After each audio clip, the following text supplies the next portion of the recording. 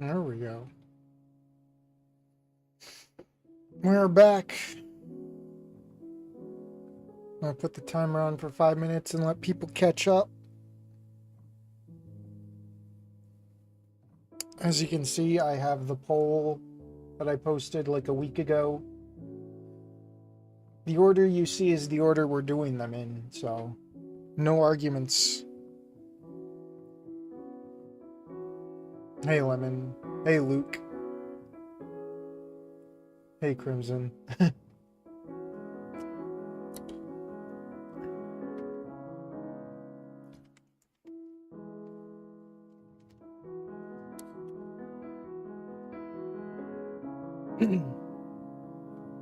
The time has come. We are dating the rat. So the thing about the rat is we can continue off from that fork in the road with the teacher route. All we have to do is not go to the stupid lecture. Yeah, Rory's last. If this is less than 2 hours, I might start up another stream. But if this is like the usual 3 hours, I'll probably stream tomorrow. Have a Thursday, yes. Back in action, we are. Alright, gotta split. See ya, Crimson. The time has come. We are dating the rat. Yes, Dr. Coconut. Did you say? I don't know. I read the font. It looks like it spells Luke, but it's probably not, because it's in like Russian letters or whatever. I don't know.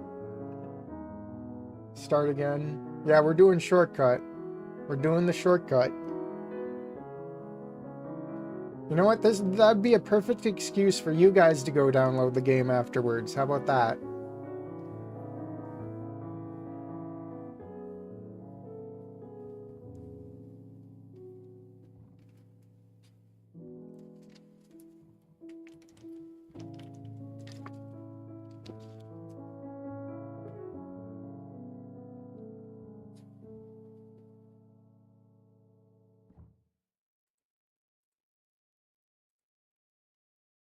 Okay, because my friend is named Luke.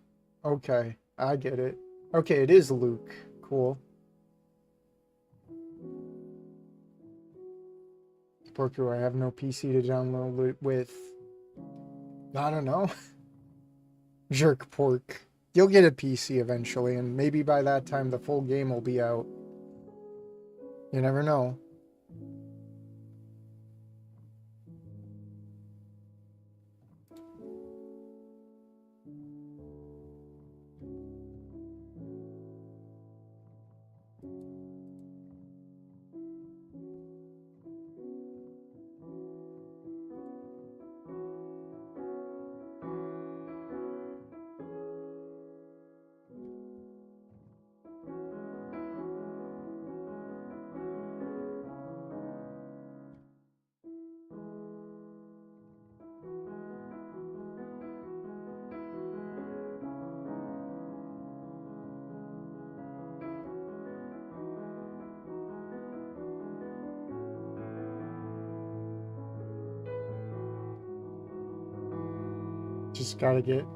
I just gotta get a SSD to fix it. I'm looking into getting the Steam Deck. Alright. Well, with these things, like, you can find like a basic laptop probably like secondhand. What, 2 gigabytes RAM barely runs? You could probably play these visual novels easy peasy.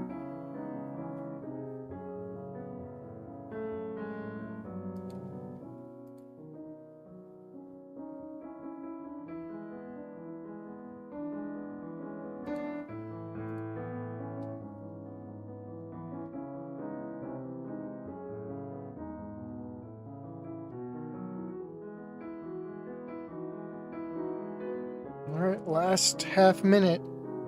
And then we're jumping right in.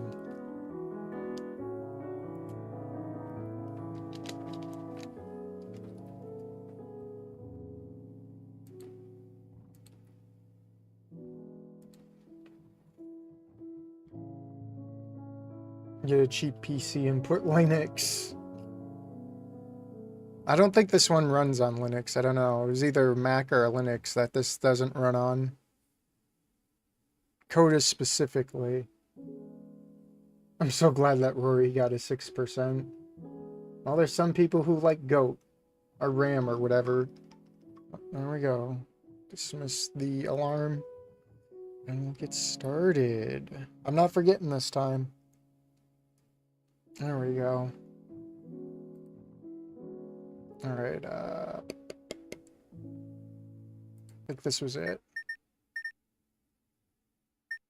Do homework. You stay in your dorm and do homework. It's boring, but at least you understand the material better now. Sunday mornings always feel like your weekend is already over. It's not like you've even accomplished much this weekend either. But sometimes you need a weekend just to rest and recover. Honestly, they should give you a pre-weekend to prepare you for a more productive weekend. You'll have to petition society about that later, because you haven't been to the cafe lately and you've got a need for some bitterly delicious coffee. Yep, that's the rat route. What the? The door to the cafe is locked. Who could have done such a thing? Porku? Oh, thank God. Miska shows up seemingly out of nowhere to open the cafe for you. She truly is the best. Sorry, the cafe is closed today. No coffee for you, hehe. You never felt more betrayed. I'm gonna turn this down a bit on my side. The music's a little overpowering. Well, damn. There goes my entire plans for the day. What are you doing out here by the cafe if you're off of work today, then? I was just on my way back to home from church when I saw you attempting to break in. I was going to call the police, but then I saw it was just you. You laugh nervously, not really able to tell if she's joking about calling the police on you. Happy Thirsty Thursday. I was gonna say it was that, but no. We only get thirsty in the Discord. Haha. Well, got any other plans? Nope. I'll probably just read a book or browse Pinstagram till it's time to get dinner. Would you like to come along to dinner with me? I know a place that serves authentic food from my motherland. The owner is so nice, and she always says things like, Miska, why don't you find yourself a cute special somebody to come here with so you aren't always eat alone? Hey, Zen. Yes, very good, Porku. You will be happy to come along with me to eat good food and have a good time. Mishka's usual subdued tone becomes bubbly and excited as she practically decides for you that you're going to go on a date with her. Not that you mind, it's something to do, and if you were going to go out with anybody, it'd have to be Miska. She's so kind and the way she talks is funny and cute. After deciding upon a time and exchanging phone numbers, you and Miska parted ways until evening would arrive. You decide to break out some nicer clothes than usual for your date tonight. Nothing too fancy, just something less casual than jeans and a milsurp jacket. Even if Miska was totally checking out your glorious Flecktarn parka earlier, well, time to find out what Ukrainian tastes like. Ukrainian food, you mean? Oh boy. You arrive at the place Miska described, and you're inclined to believe you found the right place judging by the abundant Eastern European decor and the fact that the menu is in Cyrillic. You let the hostess know that you're waiting for a friend, and she said something in Russian and sat you down at a table. It's time to eat the rat. No. You think she was happy, but it's hard to tell. You tried to order a water, but she just said, Niet, vi pollo esto, and poured you a glass of straight vodka without even carding you. After a few minutes, Miska finally arrives. She's greeted with a warm hug by the hostess, who directs her over to you. Porku, I'm so happy you made it. I think that lady's just as happy as you are that I showed up. Who? Tovarich Volginova? She's who I mentioned earlier. She's the owner. I think she's a retired colonel or something like that. I don't know. She's very secretive about her past.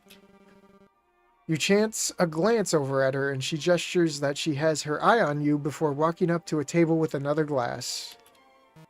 Oh, it's this person. Yeah, I was wondering who this was when I saw in the starting screen. My God, that's rough looking. Here you go, dear. Spasiba. Do you need a minute to decide? Mishka looks up at you inquisitively.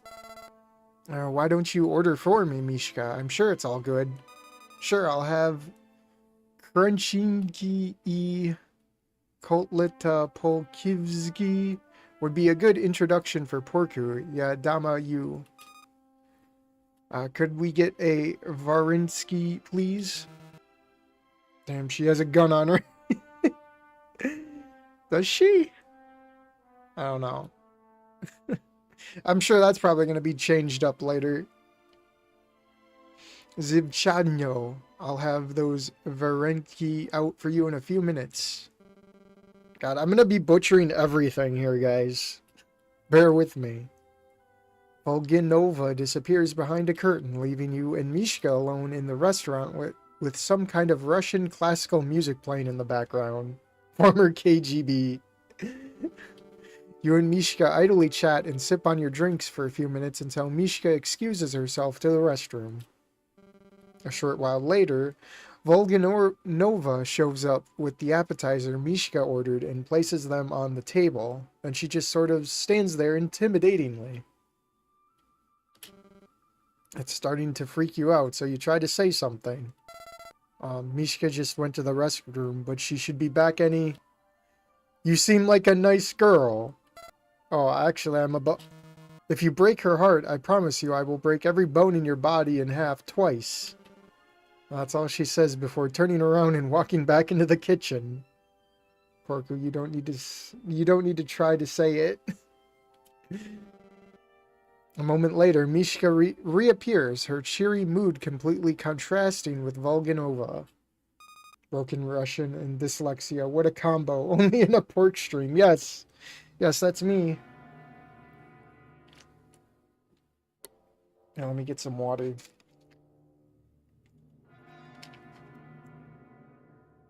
What's wrong, Porku? Are you not having a good time? It's nothing. Just hungry is all.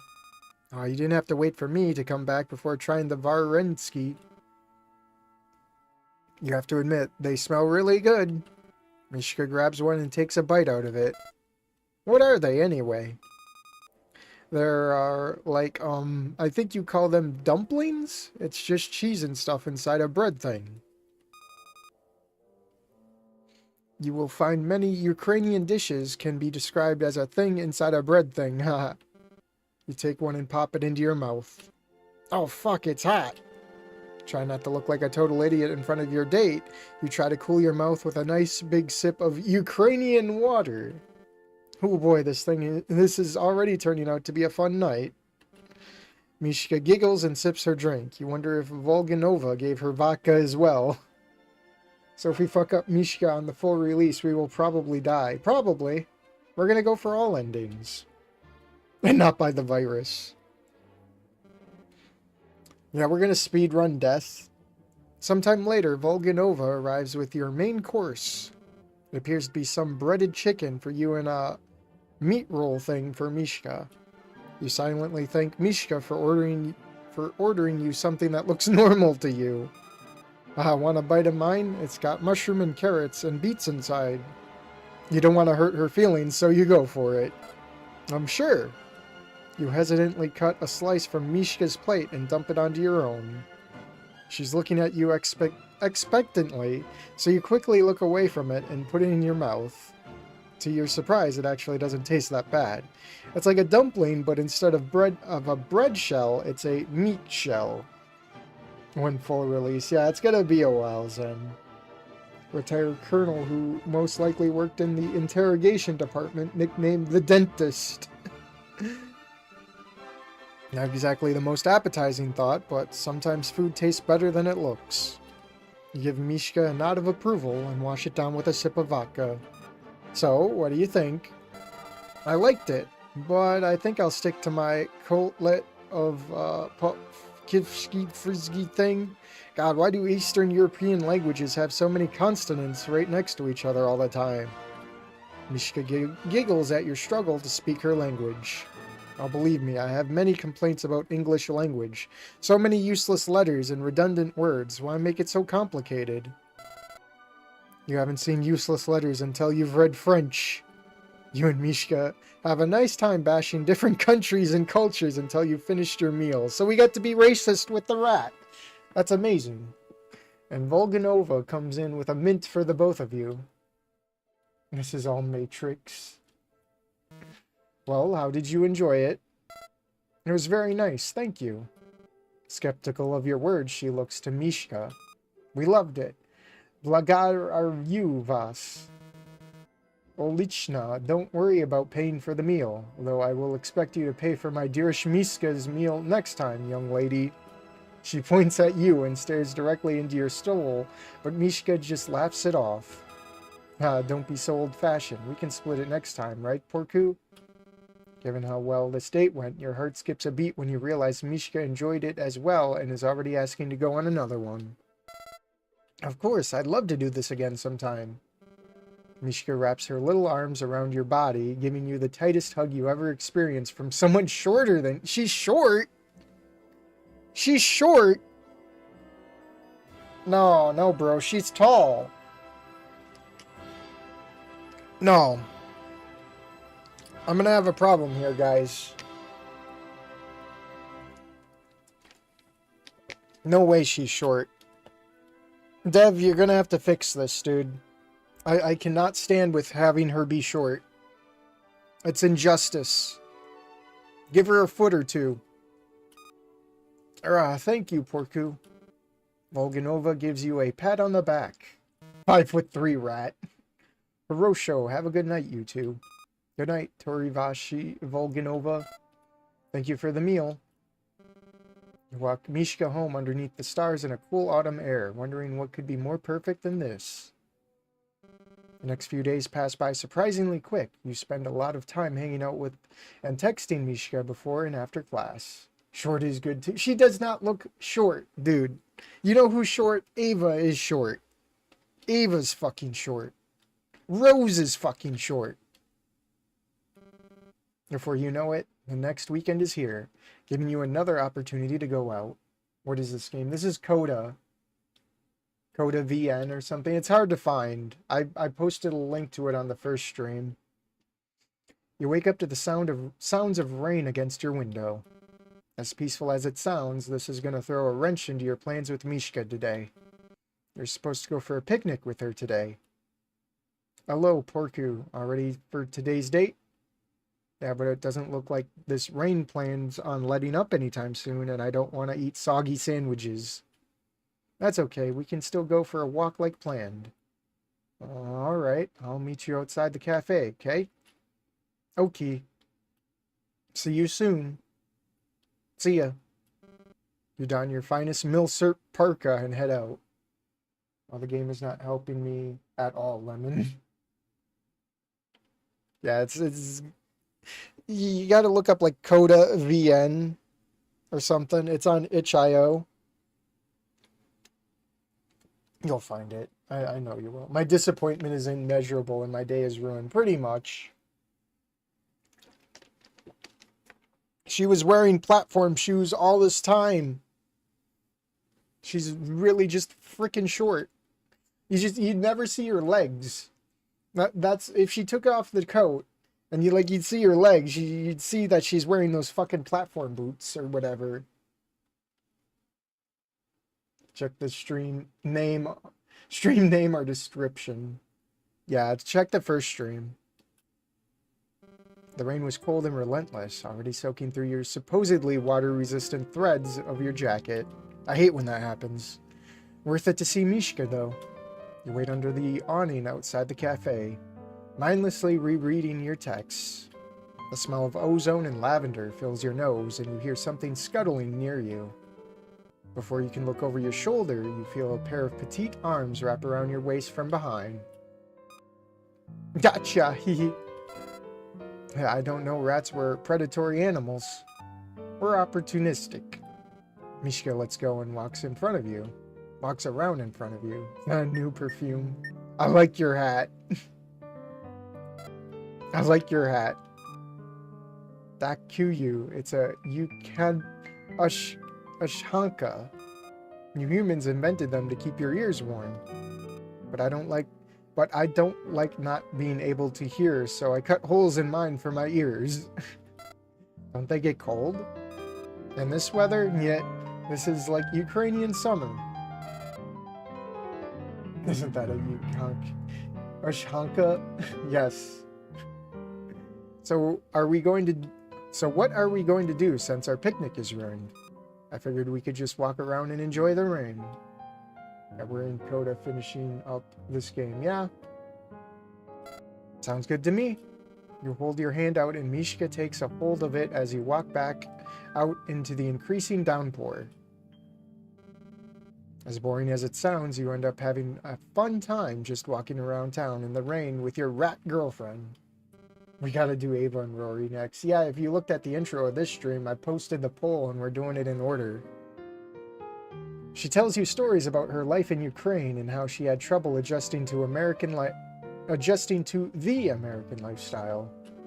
In a way, you can kind of relate being from a small town yourself and having to get used to living in a populated area like Harmonia. Incoming! Mishka jumps into a large puddle, stomping her boots just as she hits the water, causing it to splash all over you. Hey! You reciprocate by stomping into the puddle and splashing her back. I love days like these. Americans are allergic to water or something, so nobody ever goes out during a storm, so I could be by myself. Or with someone I like.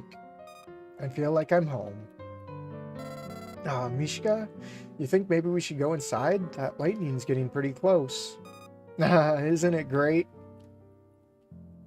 Who's afraid of a little lightning?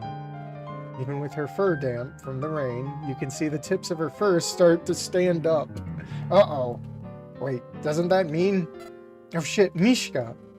You grab hold of Mishka and hold her tight, pulling her back just before a bolt of lightning crashes down right in front of you.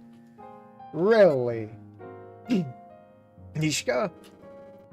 When your hearing and vision return, you're still holding on to Mishka as she's still laughing maniacally. Mishka, are you alright? Ha ha ha ha. Yeah, I'm okay. You look back to where the lightning struck. Then along came Zeus. Zeus don't like rats. There's a tree split in half and glowing red at about 30 feet away. It wasn't as close as you thought, but it's still pretty close. We'd probably be dead if it was any closer. Yeah, I think that's enough walking around in the storm for today. My place isn't far from here. We could stay there if you want.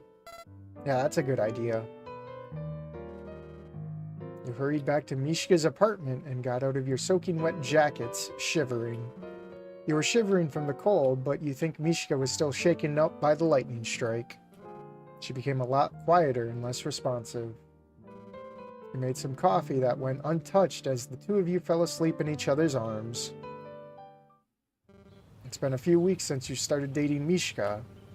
You make a point to visit the cafe nearly every day and usually spend a couple of hours there studying and chatting. As my alerts go off, it sort of became your second home.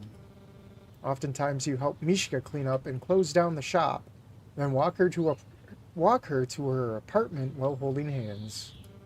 Right outside her apartment is where you kissed her the first time.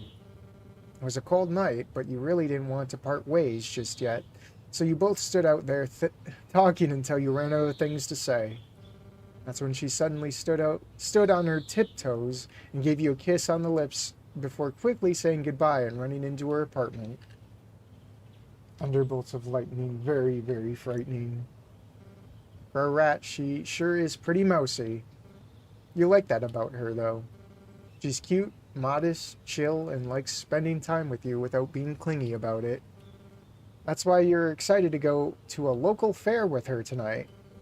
You're pretty sure she's excited too, but when you brought it up to her, she started rambling in Ukrainian. Nevertheless, you managed to arrange meeting her there tonight. Zeus wanted that Radusi. God. Tunnel of Love, targets, pizza, popcorn, drinks, candy, and ice cream. Very nice. They even have the bootleg dropper. It can be dropped. They made sure to arrive an hour early so you wouldn't keep her waiting, but it seems she had the same idea. Porku, over here. Hey Mishka, you look very nice. Thanks, I don't get many opportunities to put this on. But now that I'm here, maybe it is I am overdressed. Nah, don't worry about it. That just means everyone else is a pleb. Ah, you're so sweet, Porku. You look nice too. Mishka holds her paw out for you to grab as you walk over to the ticket station. As Volganova would want, you pay for both tickets. Zeus really risked killing the last human for some Radus. God. I've never been to an American festival before. What is it you do here? No, it's more like a country fair than a festival. There's food and rides and games with prizes. Oh, that sounds nice. Ever had fried Oreos before? Goodness no, who would do such a thing to a poor cookie? Never underestimate American ingenuity, arrogance, and ignorance. Ah, damn you Americans and your obsession to fry foods. You want to try some? Sure! You track down a vendor and order a heart attack for the both of you. Mishka eyes the cookies with a mix of fascination and horror. She hesitantly grabs one and takes a bite. It's so sweet. I love it. I know, right? You walk around the fair while snacking on the calorie equivalent of a feast back in Mishka's home village until you come across a game with prizes Mishka is enamored by. Let's fry a tomato. Oh, look at that. It's so adorable. It's a plushie of a heart with an eye and arms and hands. It's a plushie of a heart with an eye and arms and hands. Okay. It actually looks a little creepy, but who are you to judge? Want me to try to win it for you? Oh my gosh, you can do that? Yeah, just watch. You walk up to the booth and slide the attendant $5. That gets you 3 chances to try and shoot a target with a little pellet gun. Should be easy, right? Mishka cheers you on as you shoulder the rifle and brace the stock against your cheek. Good luck, Porku. You can do it. You take a deep breath and take aim. Slowly, you squeeze the trigger until it fires off the pellet. I went to a country fair once that had deep-fried butter. Oh, God. Let's fry noodles. Let's fry water. Oh, my God, you guys. Miss. That's okay. You still got 2 more tries left, and now you know how this thing shoots. You'll get it this time. Miss. Bang. Another miss. You have to aim a little more upwards, Porku. You adjust your aim and watch as the flimsy pellet flies in a random direction once you fire it. It's those damn fans beside the targets throwing off your shot. How are you supposed to land a hit with the wind pushing your pellet around like that? Fair food could kill anything. Determined to win a prize for Mishka, you pay another $5 for another 3 shots and promptly miss the first 2. I want to try. Let me have that. With a defeated sigh, you hand the rifle over to Mishka and try to guide her on how to hold it, but she quickly shoulders it and fires off a shot, and it hits. She actually hit the target. Yep. Whoa, how'd you do that? I have some practice shooting from when I used to hunt back in my home country. What did you hunt? Bears, mostly. I was on a nightly duty to protect the village. Mishka proudly accepts her prize and shows it off to you. Look, isn't it cute? It's kind of creepy, haha. I'll just agree with her. Yeah, I'm glad you were able to win it. Otherwise, I might have been here all night trying to shoot that target, haha. She's gonna be super good at it. Yeah, we found that out. We knew. We knew. Mishka surprises you with a sudden hug. I'm glad you tried, though. You hug her back, reflecting on how lucky you are to be here with your affectionate rat girlfriend right now. You spend the rest of the evening trying out a few rides, getting lost in the hedge maze, and decide to end the night with a trip through the Tunnel of Love. Neither of you really know what to expect as you board the swan-shaped boat thing. The cool water rapidly moves around it, spraying you with with a light mist. Huh, I wonder why that sign says not to ride if you have heart problems. Slowly, the boat carries you into a pitch-black tunnel. Let me guess, epilepsy. You feel Mishka leaning on you as you're plunged into darkness. You wrap an arm around her and rest your head... Wait. You wrap an arm around her and rest your head on top of hers, relaxing after a few hours of walking around. You stroke her cheek with your hand, gently pulling her in for a kiss when a wicked scream echoes throughout the tunnel. What the hell was that? Suddenly, lights flicker on and off, revealing short glimpses of strange and horrific creatures looming around you. They even threw in a few animatronics that appeared to pounce at you, causing you to recoil and shrink in your seat, clinging to Mishka. This was a jape here.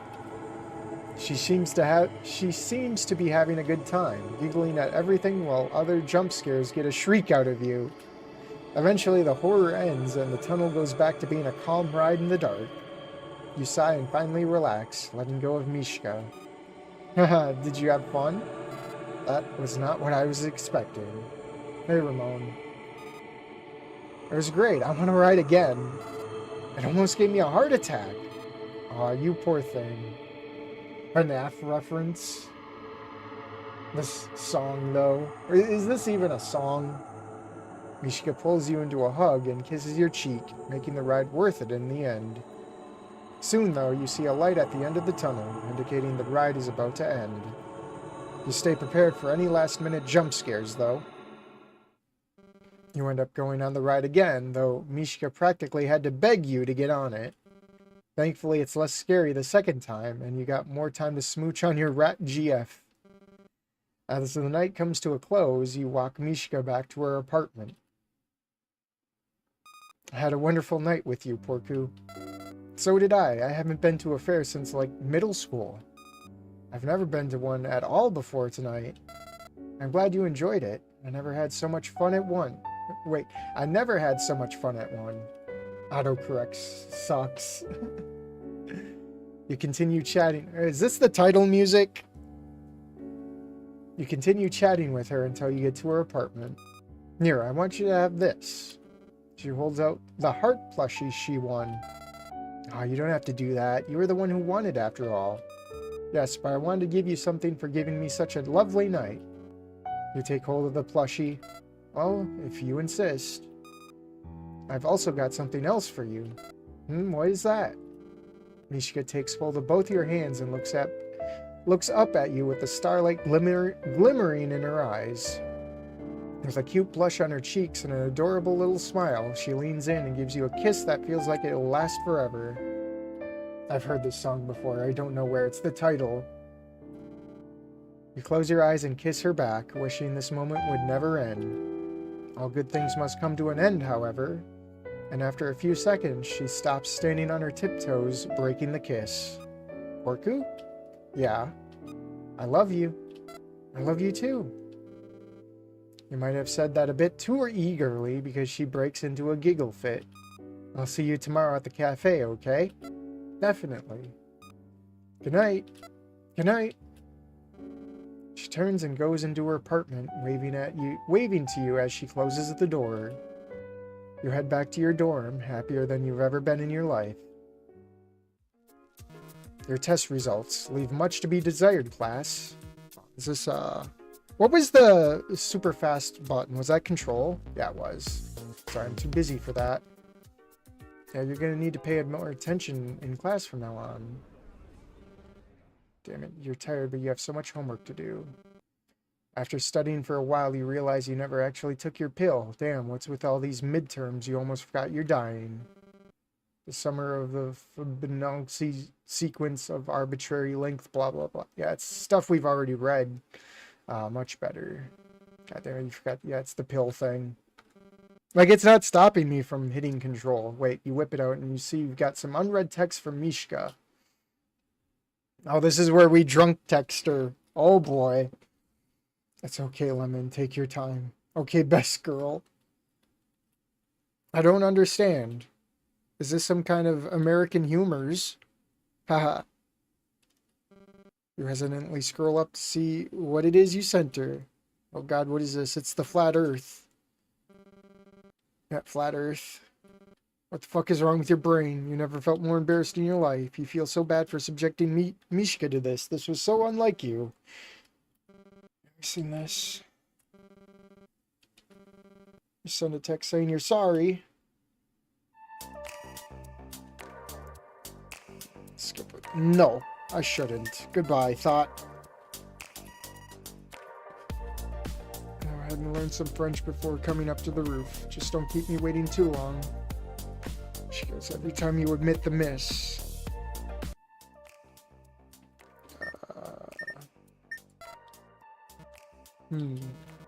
Claire, Hovi vos donner des cor et porcu, s'il vous plaît. My sweet. C'est parfait. Let's begin a review of the semester so far, shall we? I think it's over. Hey guys. Oh, is this where we bring Mishka to we introduce Mishka to everyone? Sup, Porku? Hopefully I didn't keep you waiting too long. It literally never enables but decides to activate when I try to type Ramon. It changes it to Ramen. All flat earthers actually flatlined at that comment. Please, can you teach?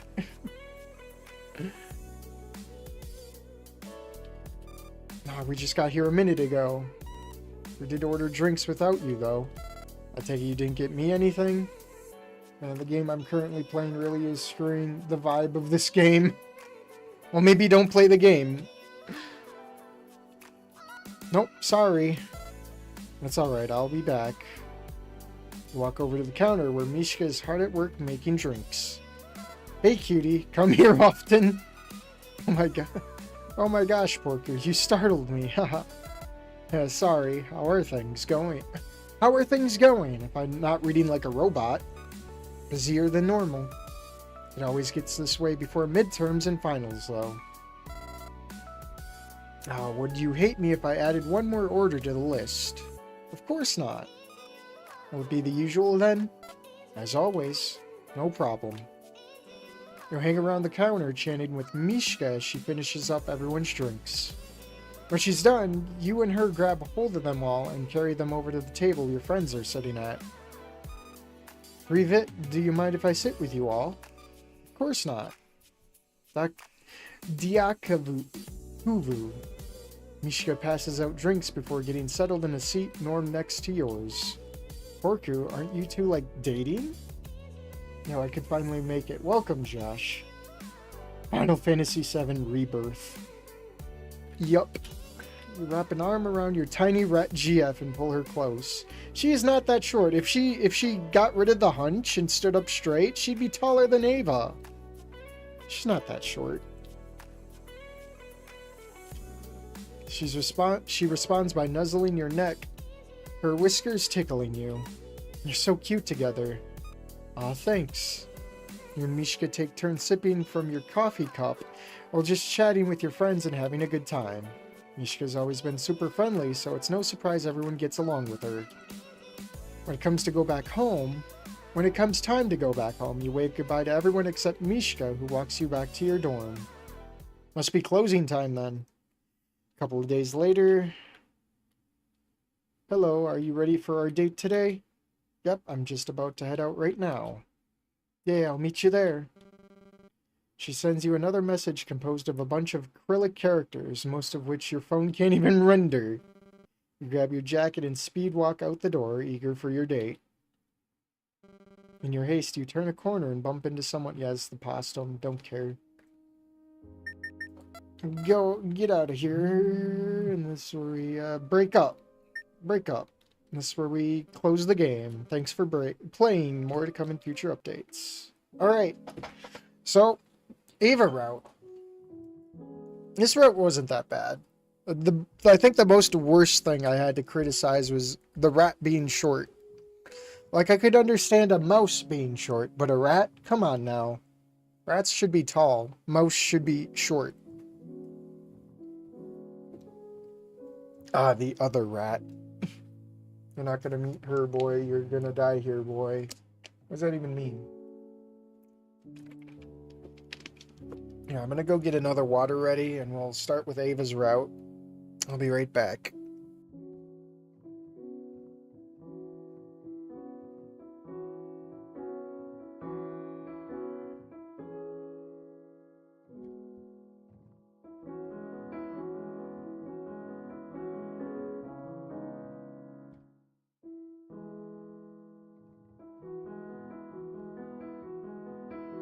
Speaking of rats, I'm gonna snack on a string cheese real quick.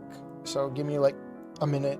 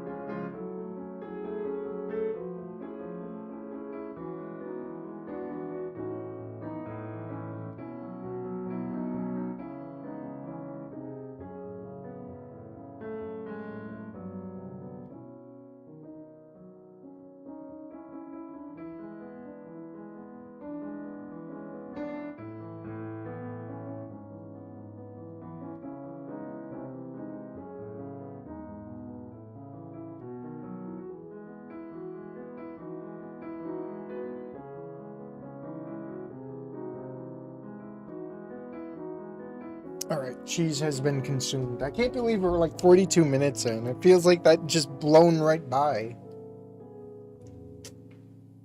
Short is good too, I ain't picky. Well, I don't know. I always imagined her being taller. I guess it's just the character art that fooled me into it, you know? Like, if you picture her away from every other character here, she looked like she'd be tall, right? Or am I just fucking retarded? Do I have fucking brain rot? You like to kiss short stack girls. Who's your all favorite so far? I'm still gonna stick with Claire. Right after the Ava Route, I'm dipping the stream. Okay, Lemon. That's why I got a drink with me here, because... Ooh, excuse me. We are going to need it once we hit the Rori Route, because there's no way I'm doing that sober. With Claire being a very close second. Alright, we're going to start from the beginning, and we're going to chase Ava. Zip zoom! What is your name? Porku. That's right. Ah, nerd. Fraternity.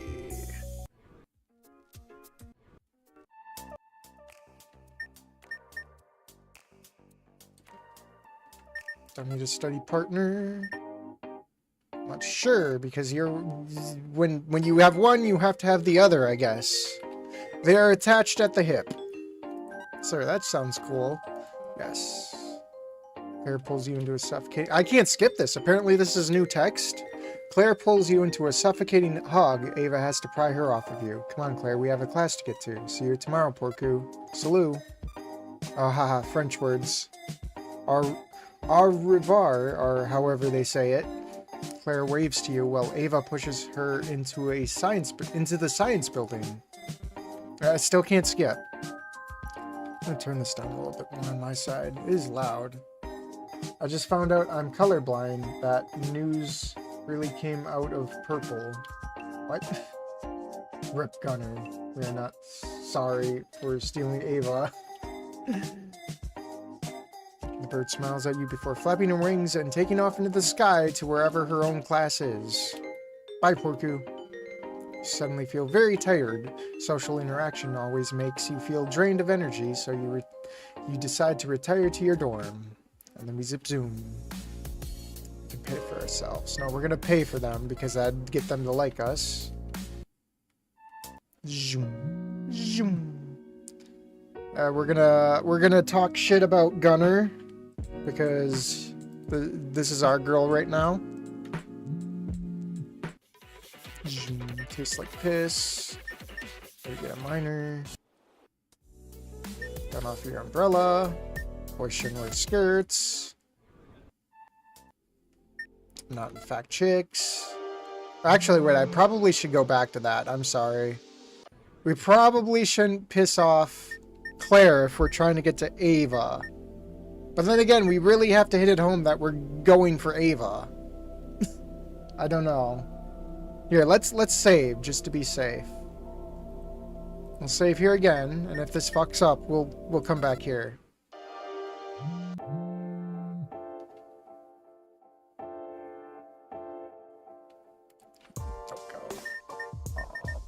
Browse Pinstagram. Let's just fuck everything. You don't know what you really... you know what? You really don't feel like doing homework right now. Instead, you like to indulge in the finer arts society has to offer. Yeah, finer arts, right? This'll get us with Ava. Think of thing. What are you you will understand later. Yeah, what is think in the... Fisk in the... No, dude, what are you guys talking about? Speak English! You tap the Pinstagram app at your phone and instantly receive a dopamine rush as dozens of random images crowd your screen. After a bit of scrolling, told you guys, I told you guys. After a bit of scrolling, you stumble upon Ava's profile. The software must have automatically detected you have her number in your contacts and added her to your newsfeed. Sometimes the FBI agent monitoring your internet connections is pretty cool like that. Ava's got some nice pics on here. Just like she said, she's really into landscape shots. Wait, this kind of thing. Okay. Gotcha. Some of these look like they're taken from high up. She's probably perched in a tree, judging by the looks of it. Kinda makes you want to go out and explore. If only you weren't basically held prisoner here. Zip zoom? Buzz buzz. Yep. You're cute, by the way. Oh, she's drunk texting. What? Zoom. Zoom. Zoom. Keep.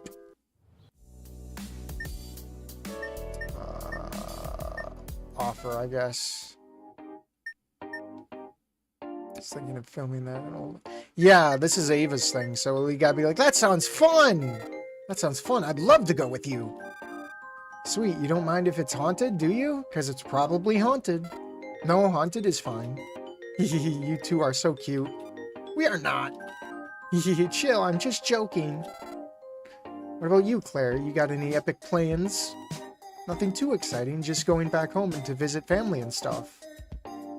I'm new here. I finished 1 to 3. Are you talking about Wani?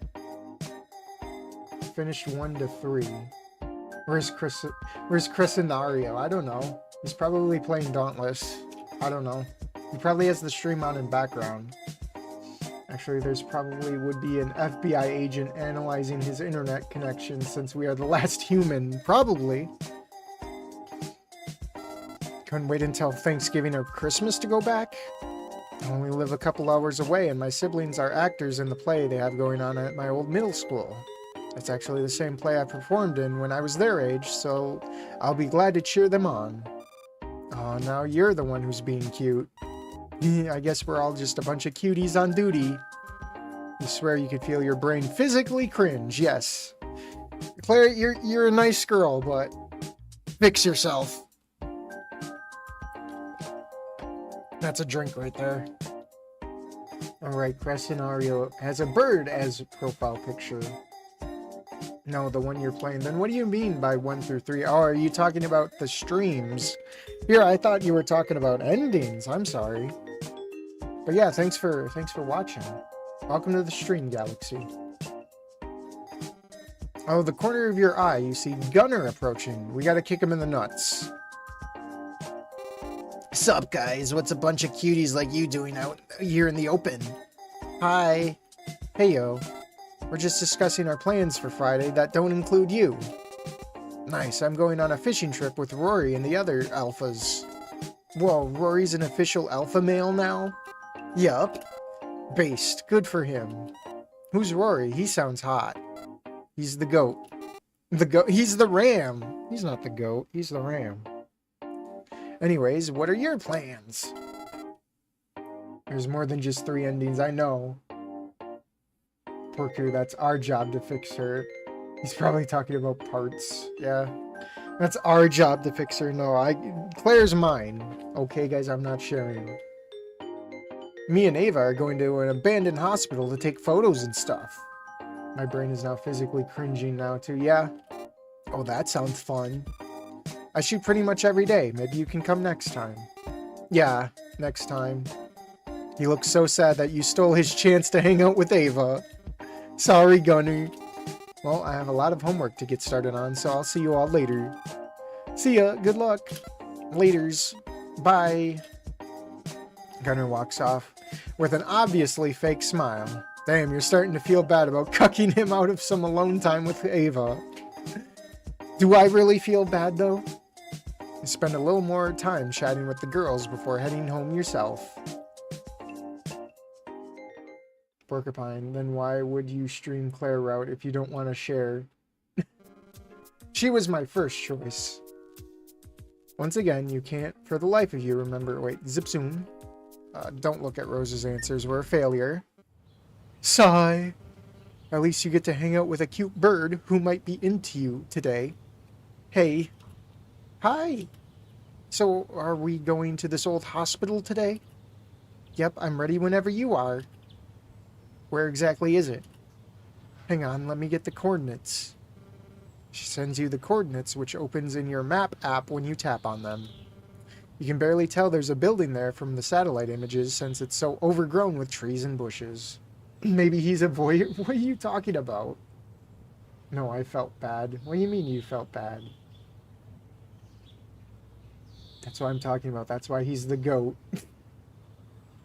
The cuckold. It's all Ava now, yeah? Hey, Nario.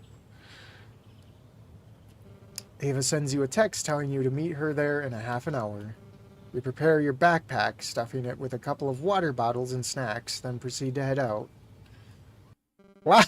This is the only picture that has color, guys! Did the dev actually take this picture and use it? I'm gonna be real. This actually scares me that this is the only colored picture in the game. My god.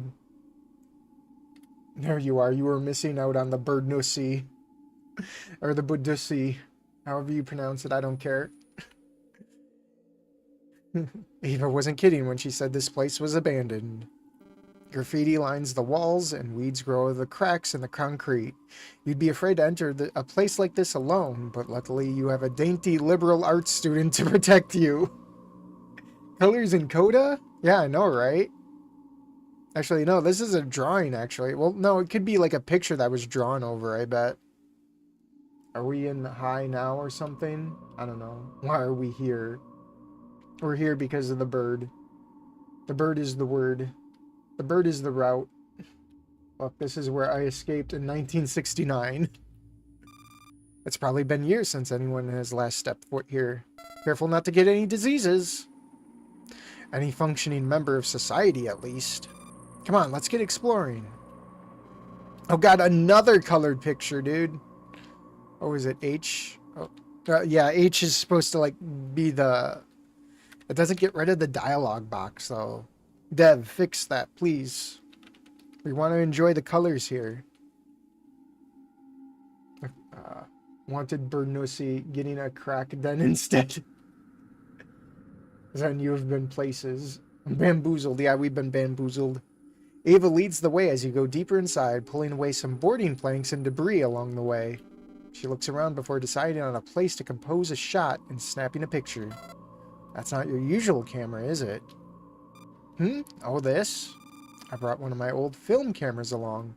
Thought some vintage black and white film would fit the mood of the place, you know? It's funny, you're gonna take black and white photos of the place that only has color in the game.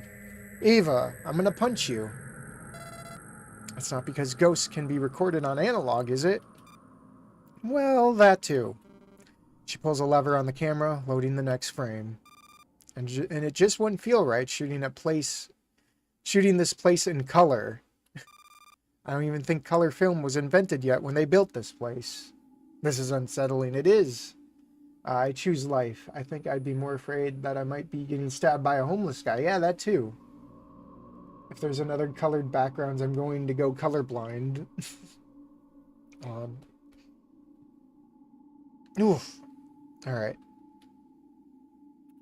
What about lead paint and asbestos? I don't know. I try not to lick the walls just in case. You make your way through the building slowly, being careful not to step on any rusty nails or fall through any floorboards. Colored by numbers reference. Yeah, that game, the new one's still getting updated, and it's still a piece of shit. The frickin' irony of that. Yeah, I know, right? Okay, yeah, Gunner can have this one. This game's gonna become an analog horror game real quick. Maybe. Dust kicks up as you explore, mixing with the smell of mildew in the humid air. Every now and then you hear creaks and pops from other rooms echoing throughout the building. That is creepy. Water drips down from the ceiling into little puddles full of moss and weird sludge you don't dare touch. Luckily, the holes in the walls provide enough light for you to navigate. Whoa, check this out. More color. Ava motions for you to look through a crack in the wall, and when you bend over to peer inside, all you see is a seemingly ordinary waiting room. Crazy cuts it short. Crazy cuts it short. Yeah, she's crazy. Ava's probably... I bet you she's crazy. You just don't see it. I don't get it. What's so special about this? Alright, I guess you wouldn't be able to see it with your weak human eyes. Oh, what, is it the asbestos floating around in the room? Hey, my eyes are optimized for tracking movement and identifying Photoshop pixels. Okay, how do I describe this? You know how in those crime shows they shine a black light and they can see bloodstains and stuff? It's like that. Whoa, really? So this room was covered in blood at some point? Actually, blood doesn't glow like it does in the movies and stuff. Other bodily fluids will, though. So someone was pissing and shitting? Gross! That doesn't mean this building didn't see its fair share of blood, though. The doctors at this hospital was known for their eagerness to amputate limbs. Like if you came in with a cold, they'd amputate your leg. Wow, that's there's even a cemetery for all the disembodied limbs out back. How do you know all this? I saw a video on it. Whenever I can't sleep, I put on morbid videos. Okay, she's definitely a white woman. She's watching them crime scene investigation videos. Definitely white woman. She probably likes her Starbucks too, going to the cafe. I'm calling her out. Doesn't that give you nightmares? Not really, I don't dream much. Do you? Or do you? Sometimes. About what? Usually something completely random and unnoteworthy. But sometimes they can feel real and can make me anxious. Ava pokes her camera through the crack and adjusts the dials and rings on the camera. Is the camera even going to pick up those stains? Sometimes I daydream. Whatever I'm doing, my brain just goes on autopilot while I think about things I want to shoot. She looked real excited talking about people dying here. Thinks she might want to kill us here. So Claire is thirsty. Ava is problematic. Rat is rat. Gunner is also thirsty. The teacher is alright. The teacher is not alright. Raccoon Girl is classic goth. And Rori is just lonely. The raccoon girl is very speddy. Or like she's spurgs. She's very spurgy. Not speddy. I apologize for that. She is very spurgy. Very murderous. I think Rose is the murderous type. Watch. We'll be going around here and it's Rose that gives chase, I bet. We bump into Rose. That's what Gunnar and Ava ran into. They ran into Rose here being her creepy self, trying to hide a body or some shit. I bet you that's why all the bloodstains are there. The teacher is on midlife crisis. Yes. What a unique cast of characters. Shoot as in with your camera, right? Yeah. Like spooky hospitals? Yeah, actually, yeah. This is the sort of thing I imagine, but more abstract. Ava clicks the shutter button and takes a photo. You and Ava make your way to the end of the hall where the staircase lies. The steps covered in rubble from the crumbling walls and steps above. Gunner's trying so hard to get Ava that it just gets sad, yeah. Bro, the teacher route felt like a fever dream. It did. I wanted that to end so fast. Just because, like, just be a normal 40-year-old teacher and just fucking groom me. Don't fucking do this age play crap, man. It's just weird. Ava crouches down and turns her camera 90 degrees to take a shot of it. Her feathers stick up and you jump up a little with a loud noise coming from behind, echoing throughout the hall. You speak in a hushed tone. Did you hear that? Yeah, is someone there? As if to answer her question, the sound of stone clattering on the floorboards reaches you. Gunner is trying so hard to get Ava. Yeah, we read that. What? What do you mean, AO what? We're talking about the teacher? Must have been the wind? Out of context, Porku is something we need to make. You guys are gonna kill me, dude. You're gonna make the Twitter crowd come after me. I don't think we're alone. Come on, let's get upstairs quick. Ava goes first, slightly stepping between the larger piles of debris, while you struggle with these non-OSHA complaint-sized stairs. She flutters over to a precarious gap in the steps that you unfortunately end up getting your foot stuck in. Ouch. Ah, my foot! Porku! Ava doubles back and helps pull you out, oblivious to the pain shooting through your ankle. You try to hold your tongue not to reveal your position to the other intruder. You hobble up to the remaining stairs and into the room, closing the door behind you, bracing it with your body in case they try breaking in. Oh god, this is creepy. For a few moments, it's just you and Ava in a dark room trying not to breathe heavily after the scare and rapid ascent so you can listen. With your back against the door, you hold on to Ava. She's got both her wings wrapped around you. Her camera's jabbing into your side, uncomfortably, but you can feel her heartbeat against your chest, which is oddly calming. Wait, did we get shot? No, we didn't. We didn't get shot. Should we finally get Birdosy and Ghostosy? God, you guys. It truly is Thirsty Thursday. You guess if you're going to get stabbed by a hobo, this would be a nice final memory. Cute bird in your arms, maybe someone will find the film and develop it. Maybe someone will make a documentary about you. Two dumbasses go adventuring in dangerous Hobotopia, shockingly get murdered in the most gruesome way possible. After a few minutes, Ava speaks up, still in a hushed tone. I think whoever that was is gone, or at least they didn't follow us. Yeah, we probably scared them off with the noise we made climbing up the stairs. Hopefully it was just a wild animal and not like a psycho stalker serial killer. Oh, the goat is a male. There is no us. There is no us. That's where some people would tell you you're wrong. The any hole's a goal people will tell you you're wrong. Must have been the wind. Is this Skyrim? Ah, you just reminded me of something. What? Promise you won't cringe? Oh please, whatever it is, I guarantee I've done worse. I had blocked this memory out for so long, but in freshman year of high school, I would actually send letters to serial killers who were in jail that I thought were cool. Oh, I was confused at the time, okay? What was the appeal? Oh god, there's definitely gonna be a choice here to make. What was the appeal? That's quite unexpected. What's the appeal? I don't know, I guess the forbidden nature of it combined with the gruesomeness?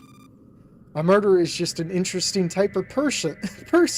You guys were right saying like she's like the murderess. She's the crazy type, guys. You called it.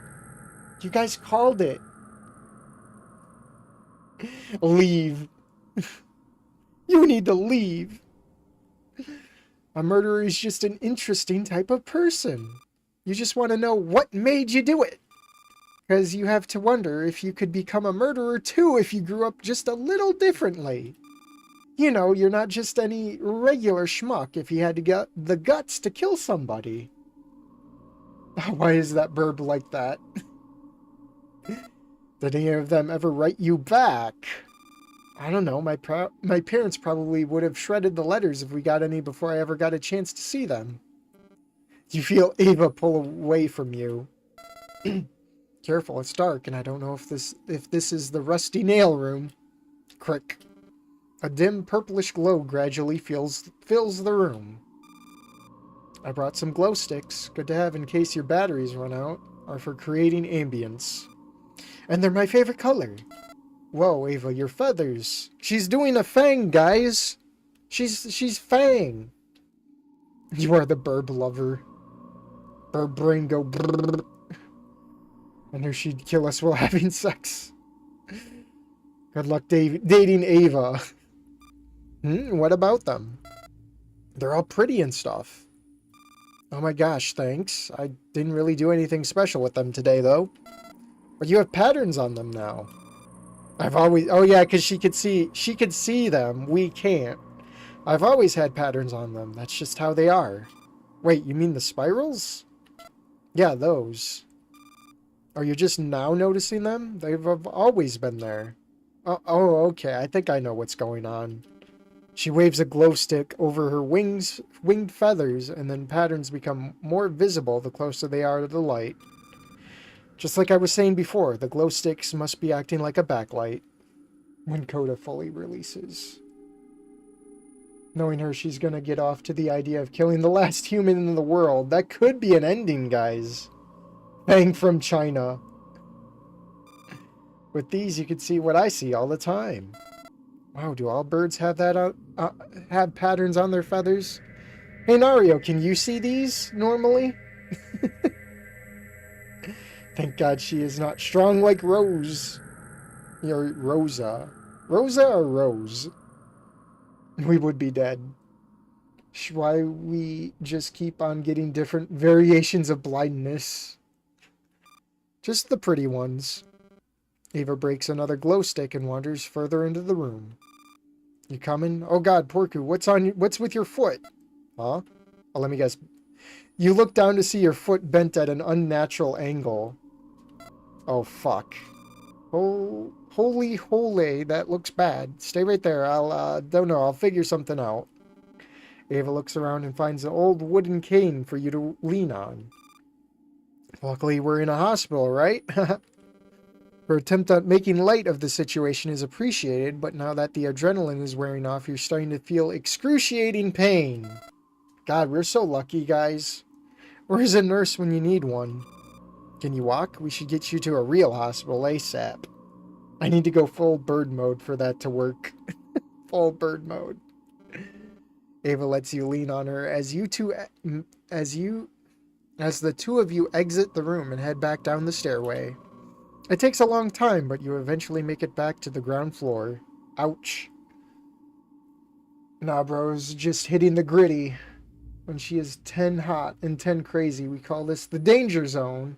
We don't hang out in here, fellas. This is where you get your car keyed, you get the bunny in the pot, and you go to the jail. So what did we get from this? We got stabbed in a broken leg. Did we get stabbed? As you can see now with the glow stick near my feathers, it says something here. It says you're gay. Oh God, another special picture. As you're trying to figure out which direction you came from, you notice Ava seems preoccupied with a corridor you haven't explored. Go ahead, I can tell you got a photo in mind. Phew, thanks, I'll be just a second, alright? You lean on your cane as she flutters up to a high perch and lines up shot. Suddenly, a loud crashing noise startles both you and It startles both of you, and Ava comes crashing down. If I could fucking read, you know what? Let's take a drink.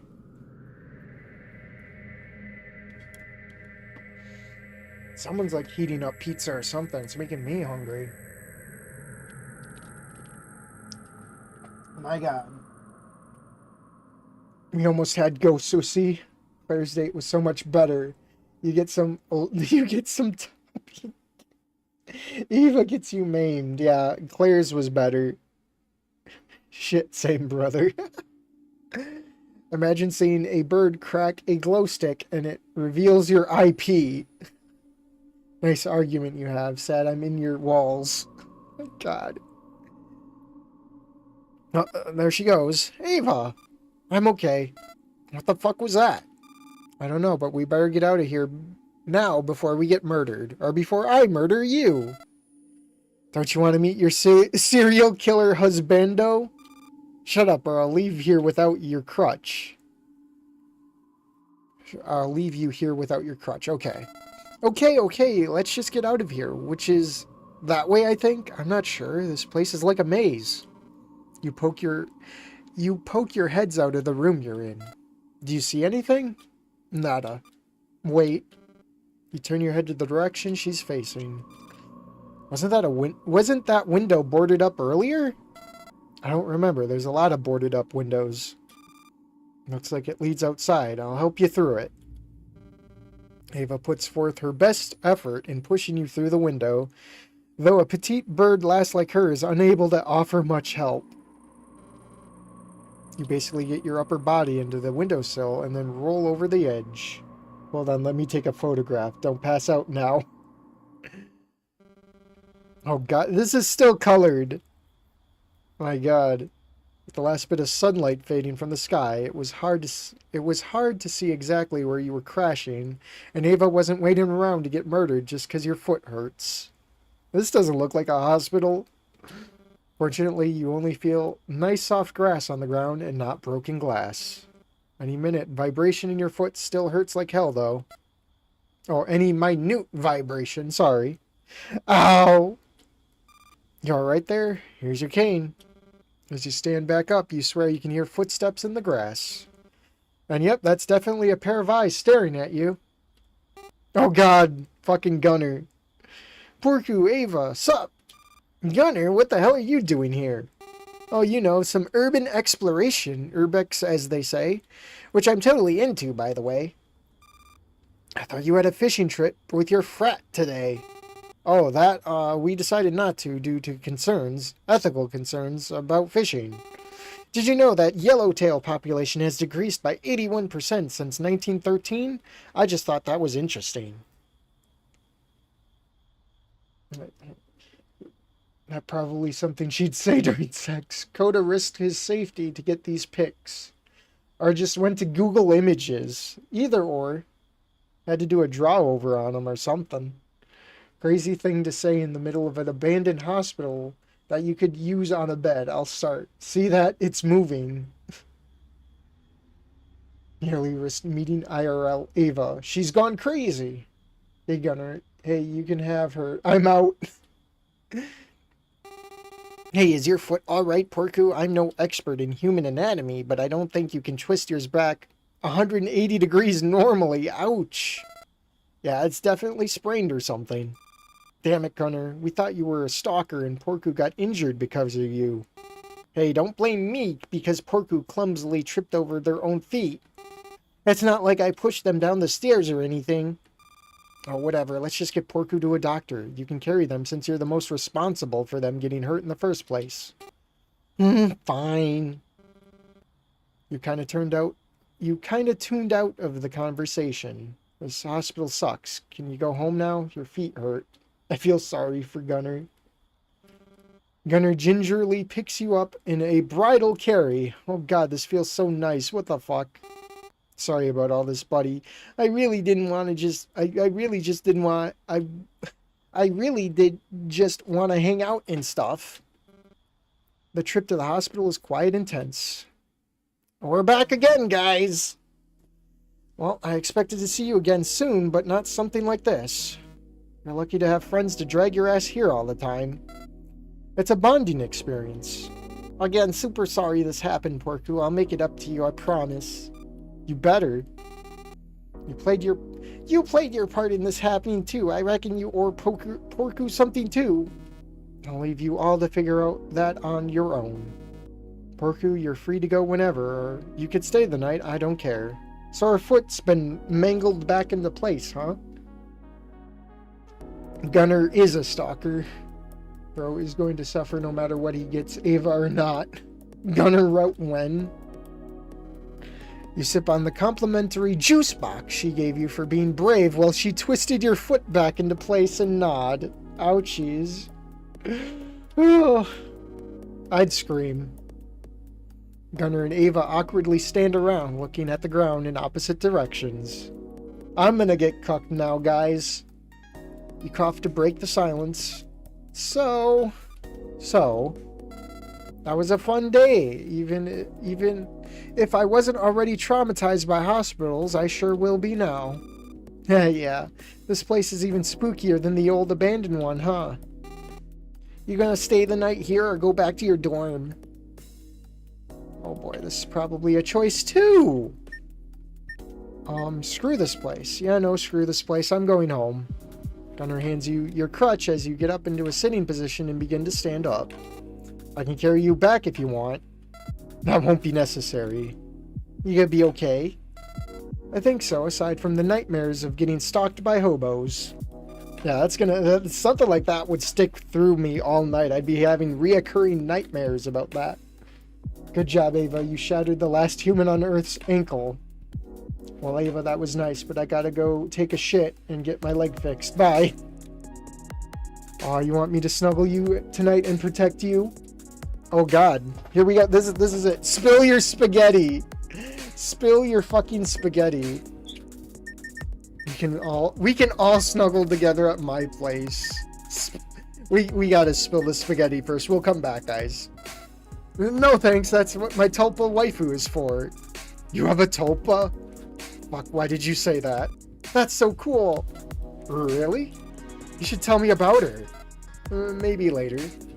Great, now you have to make up a schizo imaginary girlfriend to impress Ava. Or make her jealous. Let's go to this hospital first. I'm already sick of being here. Agreed. Ava and Gunner walk you back to your dorm. Ava asks if you're still sure you don't need a snuggle buddy, but you're still too ashamed from before to take her up on the offer. That and you don't want Gunner to break your other ankle tonight. Thankfully, he acts pretty chill on the way back, and you all make light of the events that day. After what you've been through, it's nice to ease up a little. First or third option. We're gonna go back, though, because I think that's gonna be the one that we need, right? Your ankle still kind of hurts, but you made it back to your dorm and get into bed, texting your friends until you fall into slumber. Alright. We go back. What if the third choice is how we get her, guys? That would be delightful. Ava looks caught off guard as she didn't expect that response. I was just joking, you know. She looks away but can't hide her blush. You need that first option. Alright, you would know, Zen. Fine, just for tonight, though. Good enough for me. Gunner quietly seethes in the corner. Hope and seethe, buddy. I'll drink to that, for sure. Gunner basketball game. Right now, I'm gonna get revenge for my ankles. Too bad, buddy. Shouldn't have gotten my ankle broken. Gunner walks you back to your dorm, being unusually quiet and occasionally glaring at you while you joke about the day's events with Ava. After what you've been through, though, it's nice to lighten up a little. Gunner can be pissy if he wants. You're gonna enjoy some birdie snuggles tonight. You make it back to your dorm in one piece. Gunner went back to his own dorm and left... Gunner went back to his own dorm, and you left Ava to her own devices while you took a quick shower. Gunner's supervillain origin story. You step out of the steamy bathroom wearing some ultra-comfy pajamas to cuddle up in. You turn your head to catch Ava preening her feathers on your bed. Ah, Porku, don't look. Sorry. She turns away from you and quickly buttons up her shirt.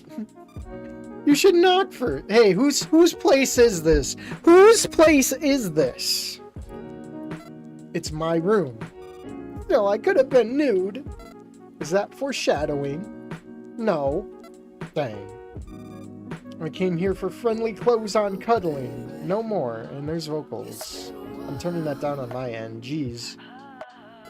Well then, shall we get to business? You crawl into bed and Ava lies down next to you, seemingly unsure of what to do next. Ah, Gunnar, I'm begging your waifu. Never done this before. Really? Me either. I guess I'm supposed to... She tries wrapping... If I could talk.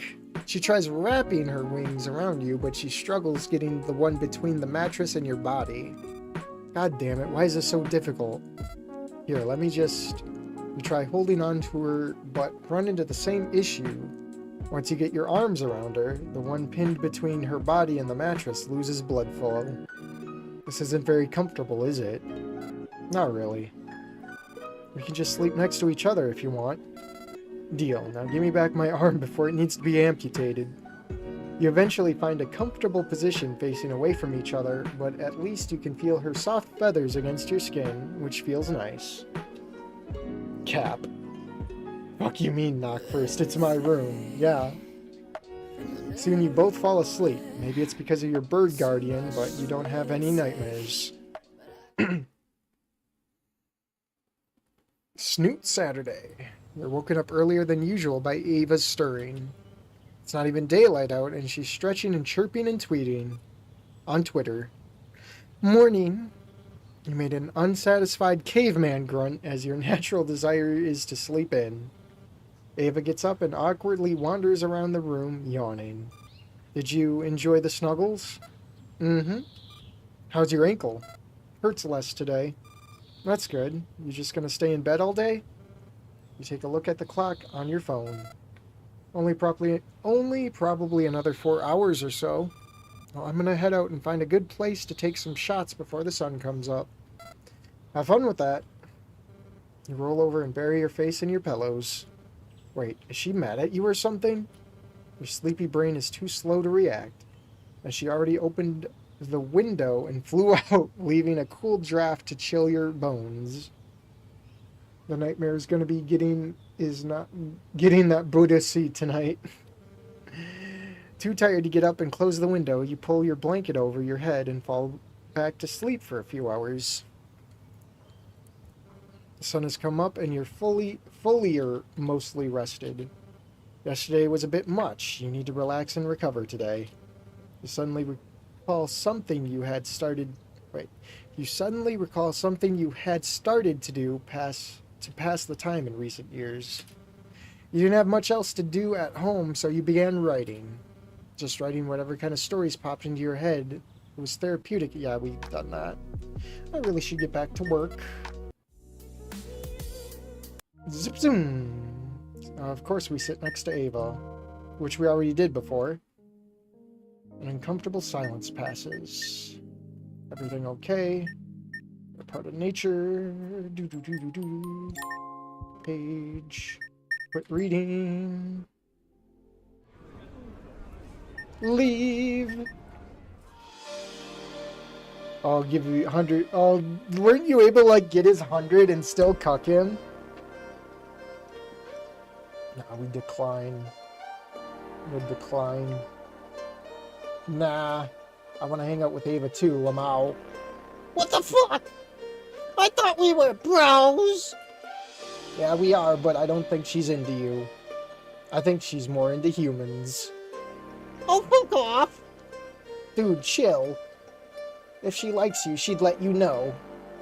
Till then, I'm gonna shoot my shot with her.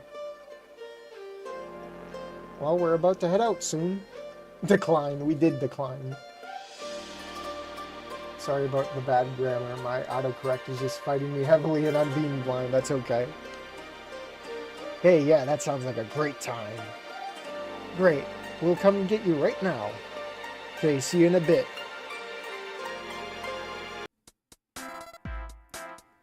Is she done yet? She said we'd be done. We'd be done before showdown. Sundown. Sorry. What's the matter? Are you afraid of the dark or something? I can't see anything. All right, human eyes, Lamau. You hear a rustling of leaves high above the trees beside you. Shortly after, Ava swoops down and perches lightly on the ground. All done. I got some decent shots of the city from up there.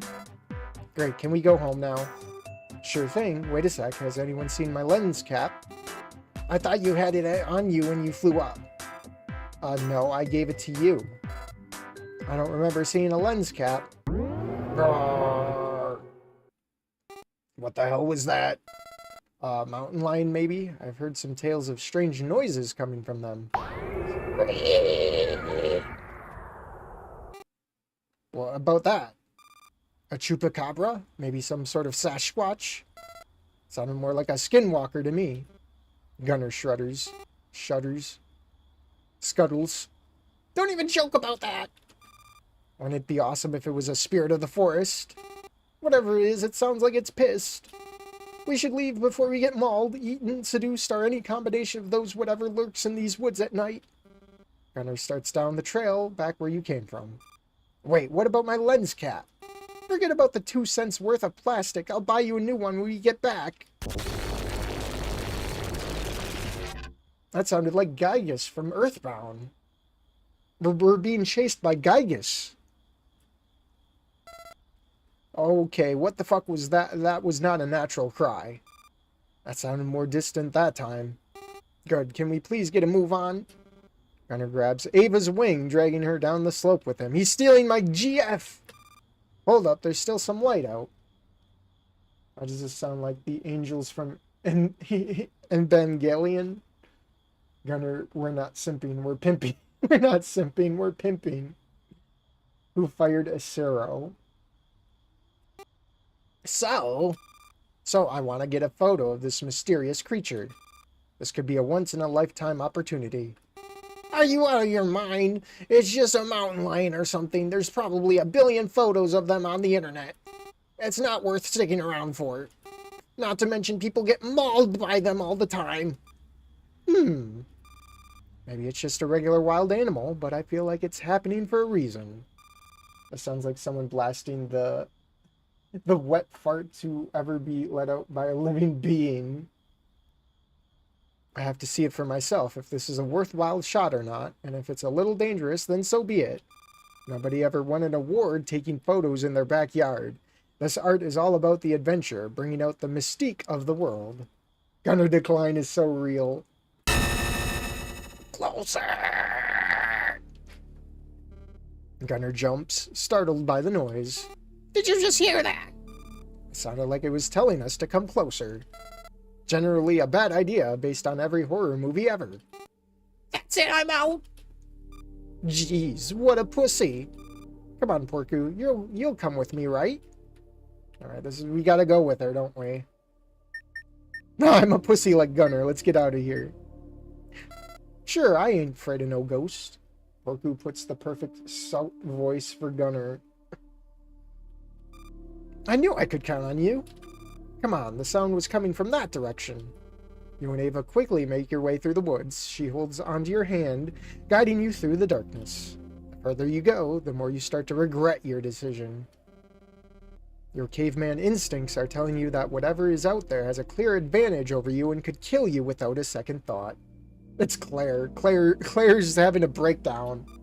Wait, there! Ava stops behind a tree and pokes her head out from around it. Hold this! She unscrews the lens from her... Another lens? Another cap? I thought she didn't have it. She unscrews the lens from her camera and passes it to you. You can only see just her outline in the minimal light offered by the fallen sun as she attaches the telephoto lens onto her camera. It's probably Claire. We're finally gonna get some Buddhasi and some Bonusi. You guys... The bird takes aim at something in the distance you can't possibly hope to see. You squint your eyes and notice some rustling brush amidst the darkness. Click, click, click, click. Ava takes several shots in quick succession, masking masking the soft footsteps as something approaches from behind. Holy shit, what the fuck is that thing? You turn around to see a wide-eyed gunner standing behind you, staring in despair at the apparent abyss. Shh! Ava looks down at her camera for a moment to adjust some settings. When she puts the viewfinder back up to her face, she seems to look around, confused. Huh? Where'd it go? It was just right there a second ago. Ava, I can't see much, but it looks like the rustling grass is getting closer. The bird ussy is not worth breaking your ankle to. I must have smelled us. Wait, it must have smelled us. Come on, you got your shots. Let's get out of here. Gunner grabs both you and Ava by your shirt collars and hustles back onto the trail.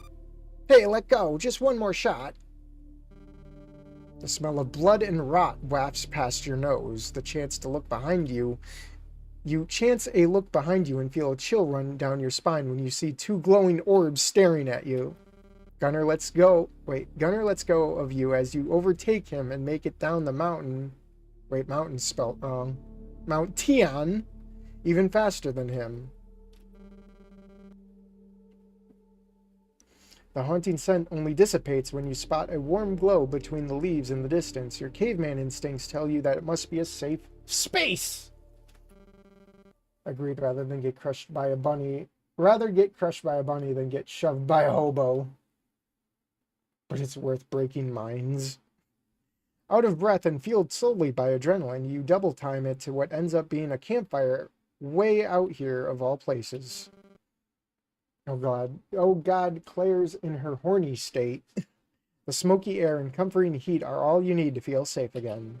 You don't even notice the campers until you hear their voices. Ava? Gunner and Porku, what are you guys doing here? Getting chased by skinwalkers, apparently. Mamau, did you three get caught fucking in the woods? We definitely would have gotten horrifically murdered if we were. That's how it always goes in every horror film. The poor college students just trying to get laid always meet a gruesome end. Rori rolls his eyes and sighs. Ava, what happened out there? Well, I don't think it was a skinwalker, but maybe more like a Wendigo or something. Pixar, it didn't happen. Don't give me that look. I have proof. I do have pics. Ava holds up her camera and switches it on. Everyone gathers around as... you know what? Drink. Get some water. Freaking hour and a half in already. Everyone gathers around her as it boots up and she navigates to the photo library. The shots are dark and you can make out what appears to be fresh blood on the trees, but other than that, there's no creature to be seen. What? But I know it was there. Gunner, you saw it too. Yeah, it was right there with its back to us. Right next to that tree right there. I mean, it was probably a mountain lion or something and you just missed it? Still pretty spooky. No, I know I had it in frame. I could see it through the viewfinder when I took the shots. Unless... Ava switches off her camera. Of course, anything supernatural can't be recorded digitally. I knew I should have brought my film camera today. I'll get a shot of it next time.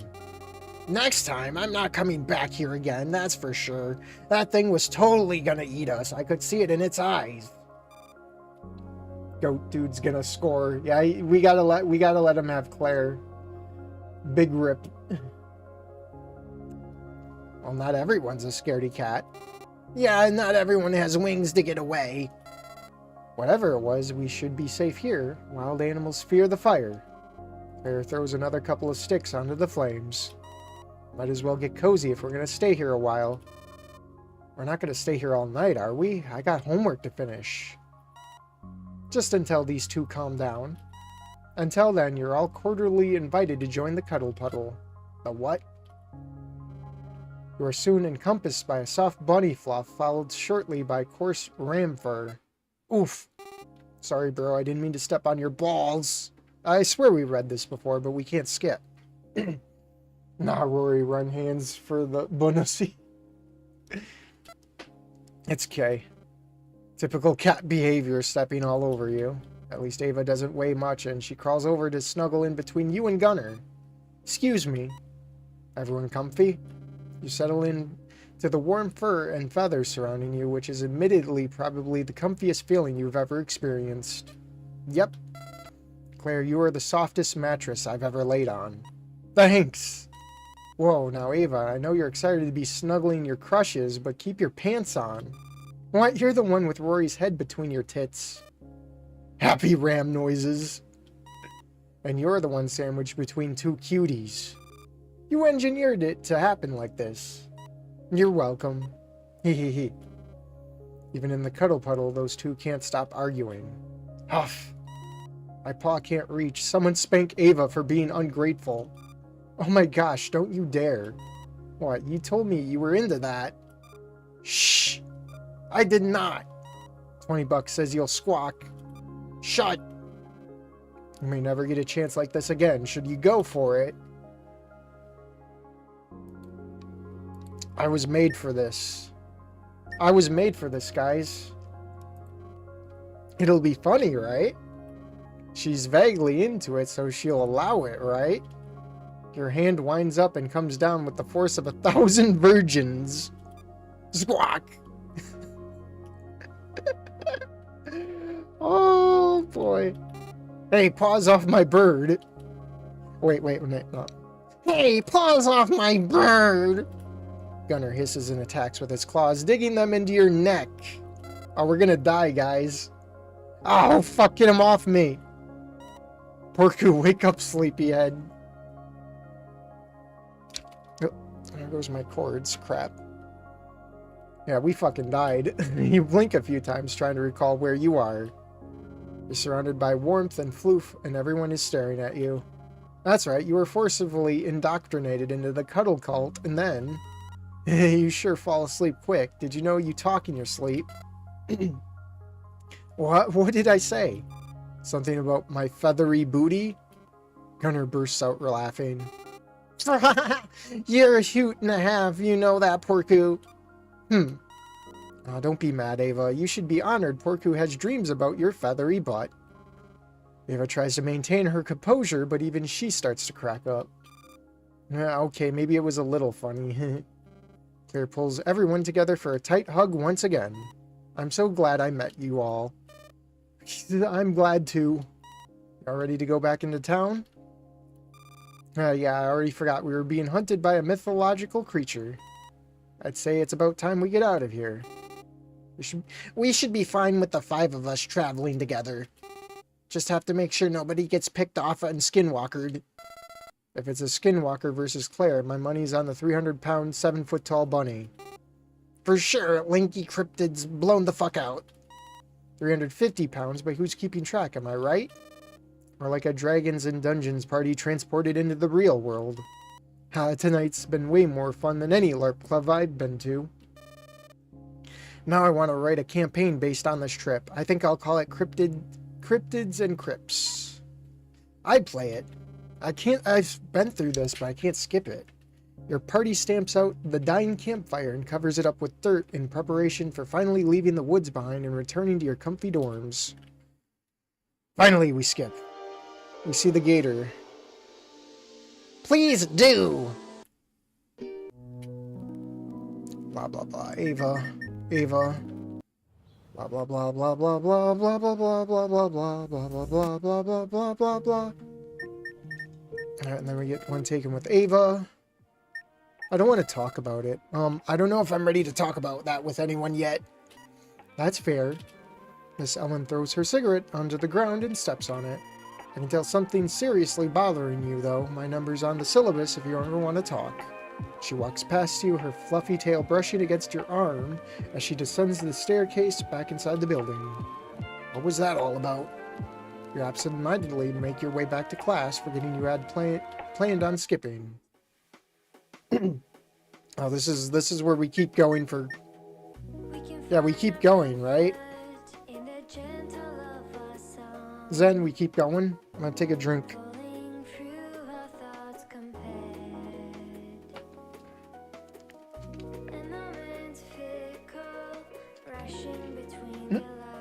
Olivia jump scare. weird furry glomp session in the face of mortal peril. Only furries. Okay, keep going. I still want to play She Likes You a Lot. I'll probably stream that sometime after this.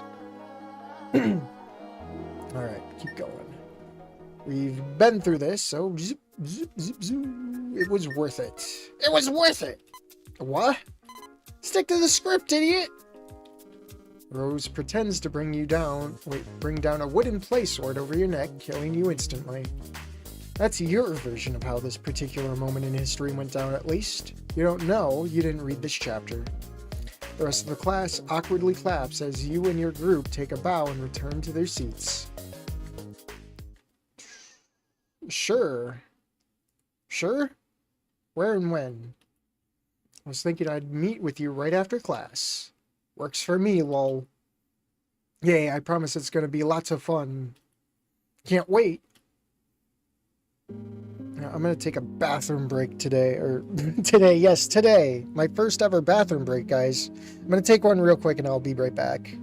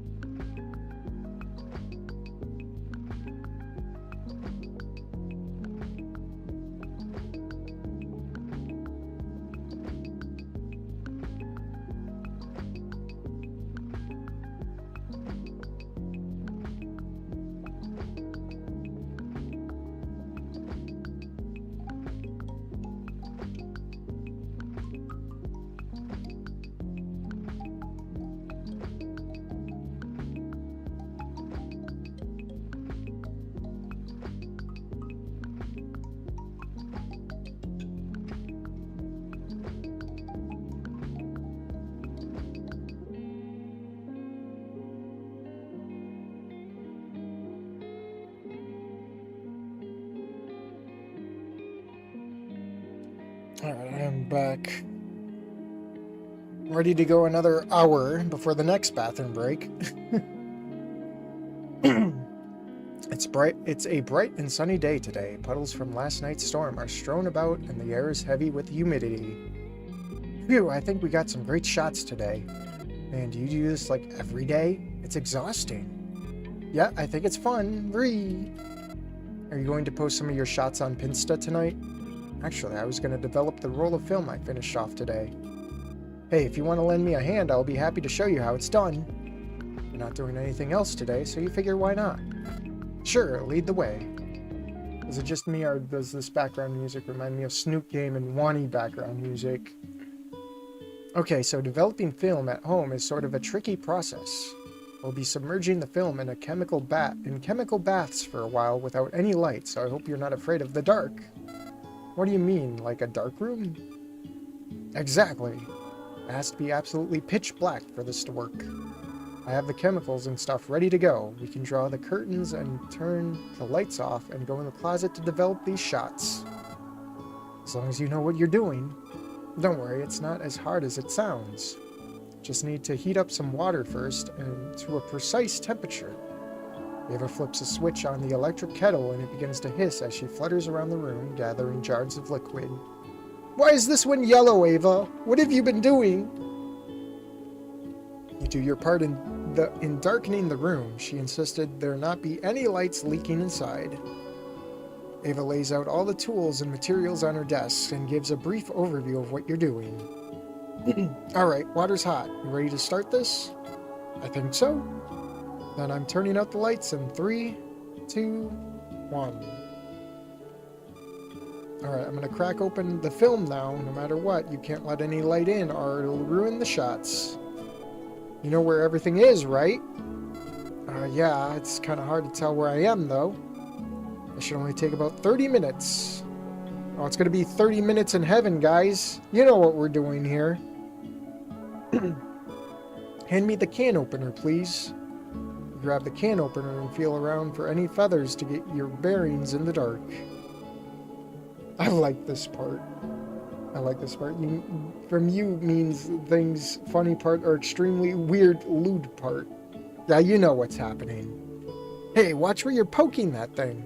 Sorry, I didn't know which direction you're facing. Huff. I'm facing towards the desk. She snatches the tool from, and you can hear her peeling the lid off the film canister. There we go. I'm putting it in the first chemical bath now.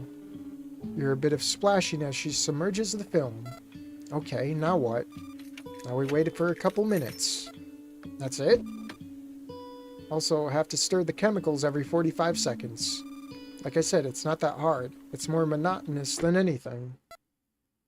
I gotta go. I'm just gonna rewatch the stream. Alright, Galaxy. Have a good night. You feel Ava's feathers brush up against you as you hear her stirring the chemicals. A few seconds go by and then you hear Ava shuffling around. Here, you stir. She hands you the stick and guides you to the chemical tank guides you to the chemical tank, holding onto your arm to make sure that you're at the right one. Yep, this is the one. Go ahead and stir it gently. Ava leans on you while you stir. The chemicals smell pretty awful. The room is starting to feel like a sauna after you stuff the towel under the door to prevent light from coming in. It doesn't help that Ava is so close to you, warming you up even more. You spend the next few minutes making idle chit-chat with Ava and stirring the tank until enough time has passed. That should be good. Scooch over. I need to transfer the film to the next tank. This one takes about twice as long than the other one. You move aside while Ava transfers the film and stirs the new tank. Drink the funny liquid. We need night vision. Having fun? Yeah. Like I said, it's pretty boring. Ava bumps into you and steps on your foot as she reaches over the tank to stir. Oh, sorry. It's fine. Know any ways to pass the time? Well, yeah? Is she coming on to you? That tone of voice, her brushing up against you, the fact that she invited you into a dark, cramped space alone like this. Oh, you know what we gotta do, guys. Oh, fuck it. You're 80% sure she wants you to kiss her. You wrap your arm around her and nuzzle her face, elicting a small gasp from her. Porku. You pull her in even closer and realize kissing a beak is just as hard as it sounds, more so in the dark. Ava wraps her wings around you and helps you figure it out, though.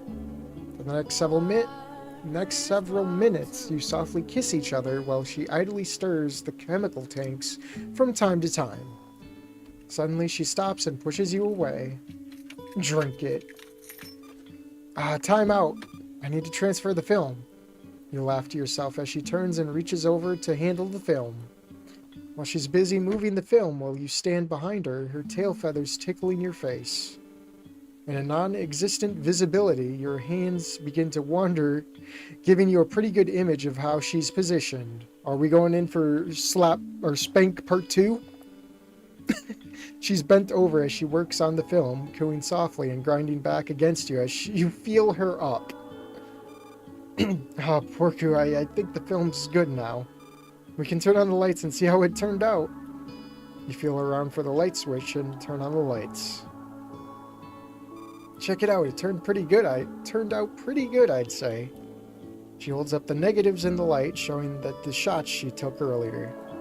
It's hard to make out all the details in such a small strip. And the colors are inverted, but from what you can tell, they look good. Nice. Oh god, I just noticed the Live, Laugh, Love poster. She is a certified white girl, dude. She's a crazy white girl. I like how there's like photograph. Or wait, no, that's like her photograph book. I thought it was just like a placeholder. But yeah, she is bona fide white woman. Drink the liquid or else it cures you. It cures you or kills you. Not OSHA safe. I'll scan and edit these later and send them to you. Unfortunately, scanning is 10 times more dull and frustrating than developing, so I won't make you sit through that. Got any interesting shots, Ava? Ah, Claire, how long have you been here? Uh-oh. Uh-oh. Uh-oh, guys. We've been we've been spied upon. We have a peeping Tom here. Long enough to hear you and Porku having fun developing film. Next time, don't forget to invite this bunny to join in. Oh, like your fat butt could fit in a closet with me and Porku. Don't forget my fat tits, too. And your fat head. Don't talk bad about my head with that beak of yours. Oh, my gosh. David and Claire continue teasing each other while you stand by awkwardly. You can feel yourself blushing, which makes you feel even more uncomfortable. It almost feels like they're fighting over you. Claire is literally a shadow. But they're still doing it in a friendly way. Alright. You can enjoy your new boyfriend. All I'm saying is you don't have to be alone together if you get what I mean. Yeah, Claire's got some issues. Claire looks over and winks at you. Oh my gosh, go to horny jail already, Claire. The bunny pulls Ava into a side hug and smooches her on the side of the beak before whispering into her ear. I'll meet you there. Ava giggles and pushes her away so she can come lean on you. Ignore her. She puts the dummy in dummy thick. What the hell have I stumbled into? I thought I was just going to be helping shoot some photos today. Well, I guess you got more than you bargained for. Oh, shush, you. Anyways, it's getting kind of late, so I'll see you tomorrow, okay? Sure. Ava's feathers poof up and she gives you a parting kiss. As you leave the room, you hear the two roommates resume their bickering. Phew, you made it back to your dorm without getting mauled by an aggressively horny rabbit or her protective secretary bird bestie. What a strange day. You're not sure what you did to deserve all that, but hey, at least you got a cute bird GF now. Speaking of which, it sounds like you just got a text from her. Hey, I hope you had a good time today. Even with Claire's weirdness, haha. Yeah, today was great. I really enjoyed the part with the thing and the stuff. Threesome. No, I don't do that. That's not my thing. I'm very, how was it? Protective? Possessive? That's the word, possessive.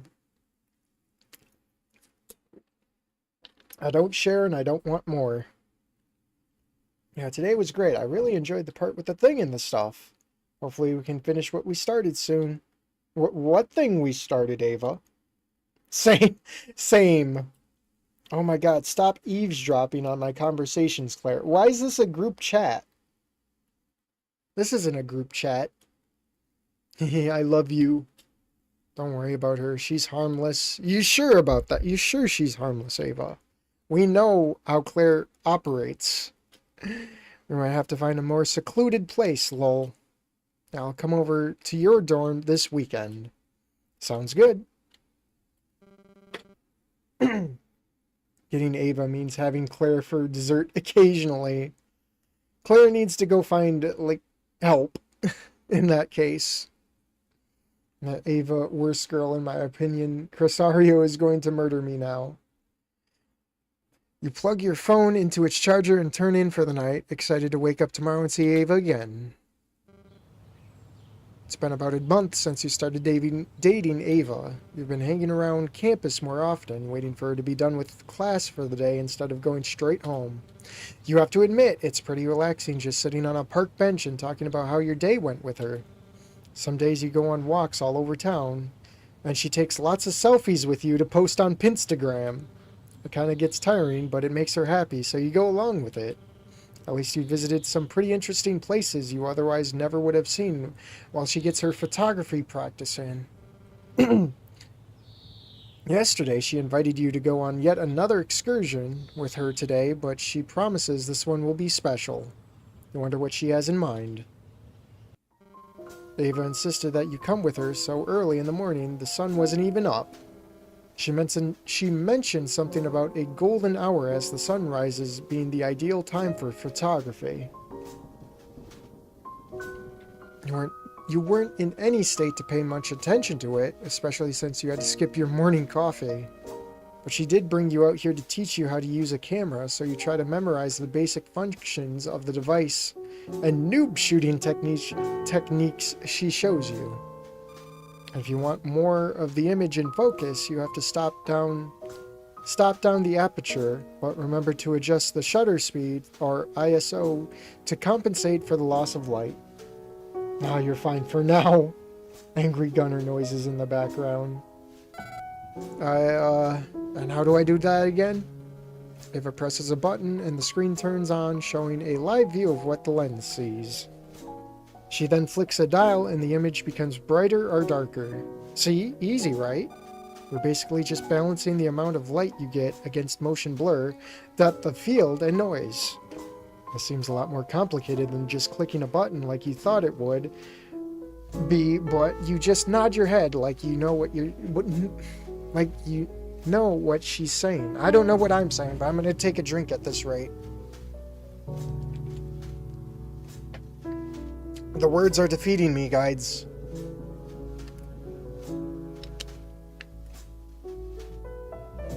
One moment.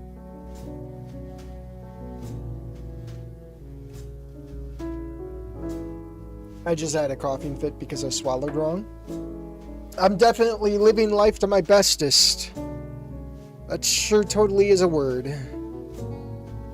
Alright, let's compose ourselves and get back to it. Go ahead, try and take some shots.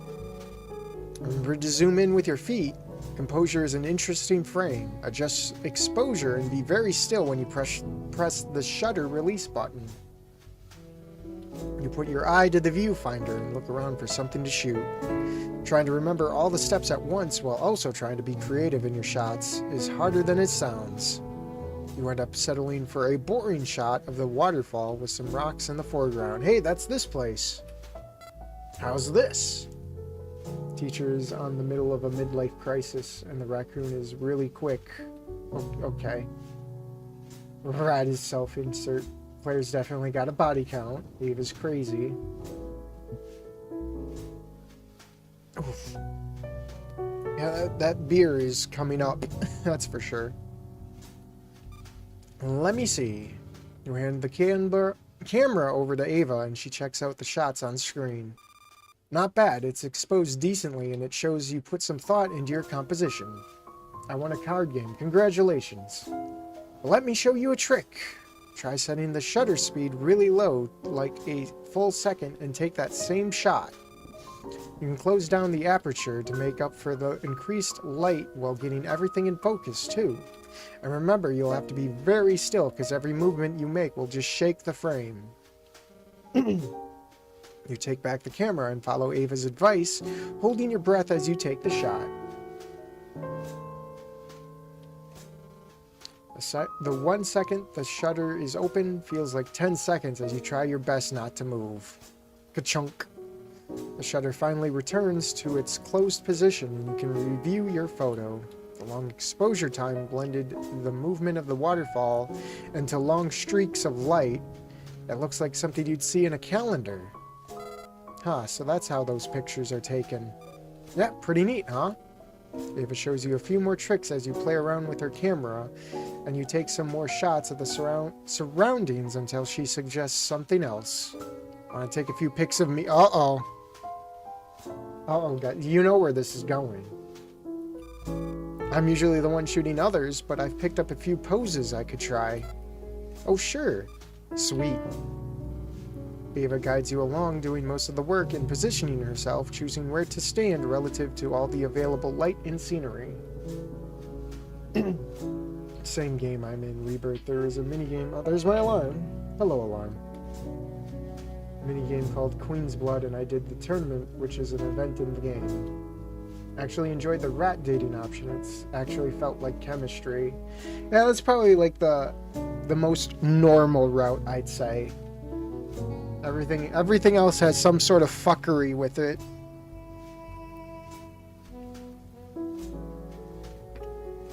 Alright.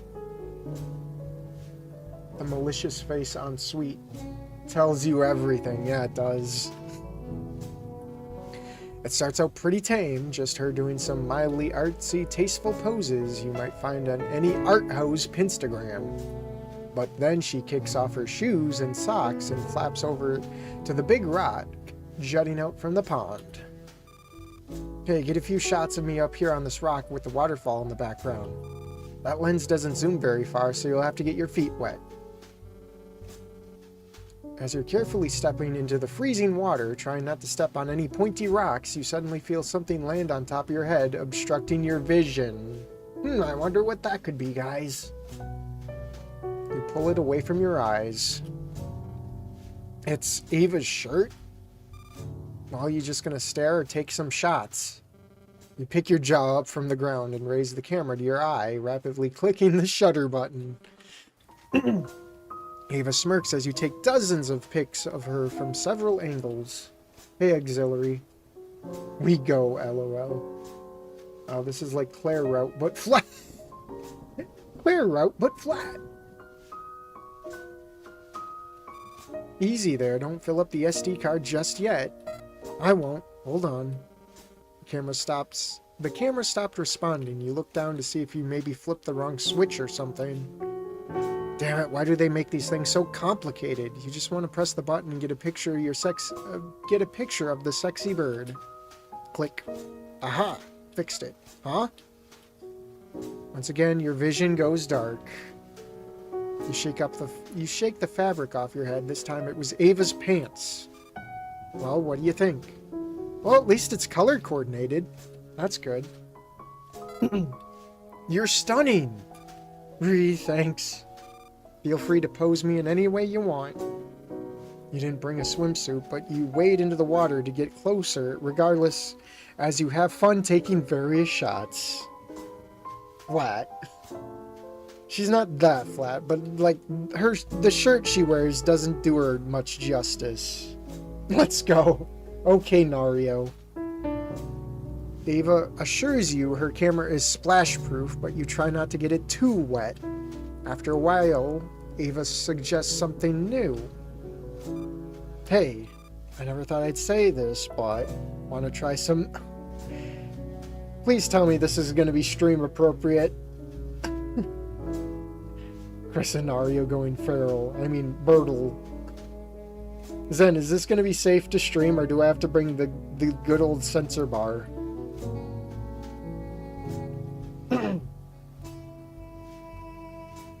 Whatever, I know where this is going. Not excited.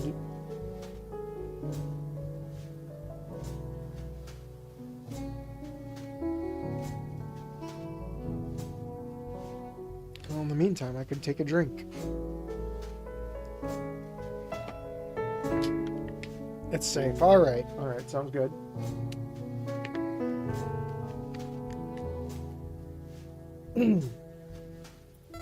Huh? Does me being nude help with my composition technique? Are we really that retarded? Composition technique or something? No, silly. I meant if I was nude. But you do have a point. Perhaps it's only fair we're both unclothed. You can't believe your ears. How did you go from an internet-addicted shut-in loser to having girls eager to take off their clothes in your presence in a half semester? Aren't you afraid someone else will come and see you like this? Oh, I don't think anybody's coming out here this early in the morning. I'll know if anyone's coming a mile away with my bird senses anyway. Where was that bird sense in the fucking abandoned hospital, huh? You're bullshitting me, Ava. You're birdie bullshit. We should have plenty of time to have some fun. You mean take artistic shots of natural beauty, right? Of course. Well, in that case, Claire jump scare. Yeah, a lake is a good place for you to something feet.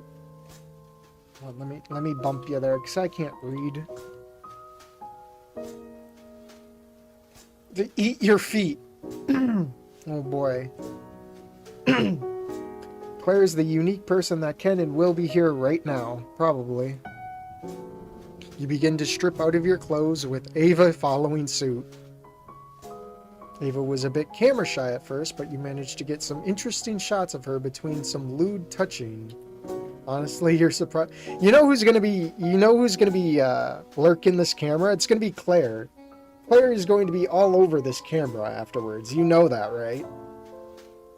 Honestly, you're surprised a slasher villain didn't come out and ruin the fun by brutally murdering you.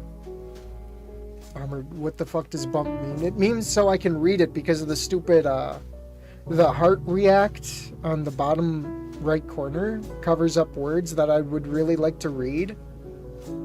You see this thing? Click the heart, everybody. Show him. Click that heart. Oh wait, I can click it. I can click it right here. I can click it right here. Because I have YouTube chat up. It's this. This gets in your way. You cannot read beyond this fucking heart. It deserves to die. No one likes this shit. It'd be better if it just fucking went away. But yes, that's what bump means. That's what bump does. It puts it where I can fucking read and not look like a retard reading, you know? Anyways. Back to Coda. You end up filling Ava's 64 gigabyte SD card with shots, prompting you both to put your clothes back on and call it a day. My god. Phew, I never have managed to fill up that card in a single outing before. Did you learn a thing or two about photography? I think so. It's a lot of fun when you have a pretty subject to shoot. I guess it can be pretty fun to be on the other side of the lens sometimes too. You and Ava begin to hike back to campus, chatting about future photo sessions ideas along the way. Alright, zip zoom? No zip zoom. Oh, yep, zip zoom, let's go. I was getting it for a while, but then it just got too complicated. Yeah, you wanna study together today? Sorry, I'm kind of busy tonight. I'm supposed to be helping Ava with her photography thing. Uh-oh, here we go, guys. We're ripping off the Band-Aid. Oh, that's cool. I'll get Rory to help me then. Hopefully you can find a tutor as well. Thanks, but at the end of the day, I'm not too worried about all these tests and shit. That's a good attitude to have. Fuck midterms. We should build our own university with blackjack and hookers. You might be onto something. You could probably learn probability by playing blackjack better than listening to Mrs. Herschel. You think so? Anyways, I got a jet. See you later. Later?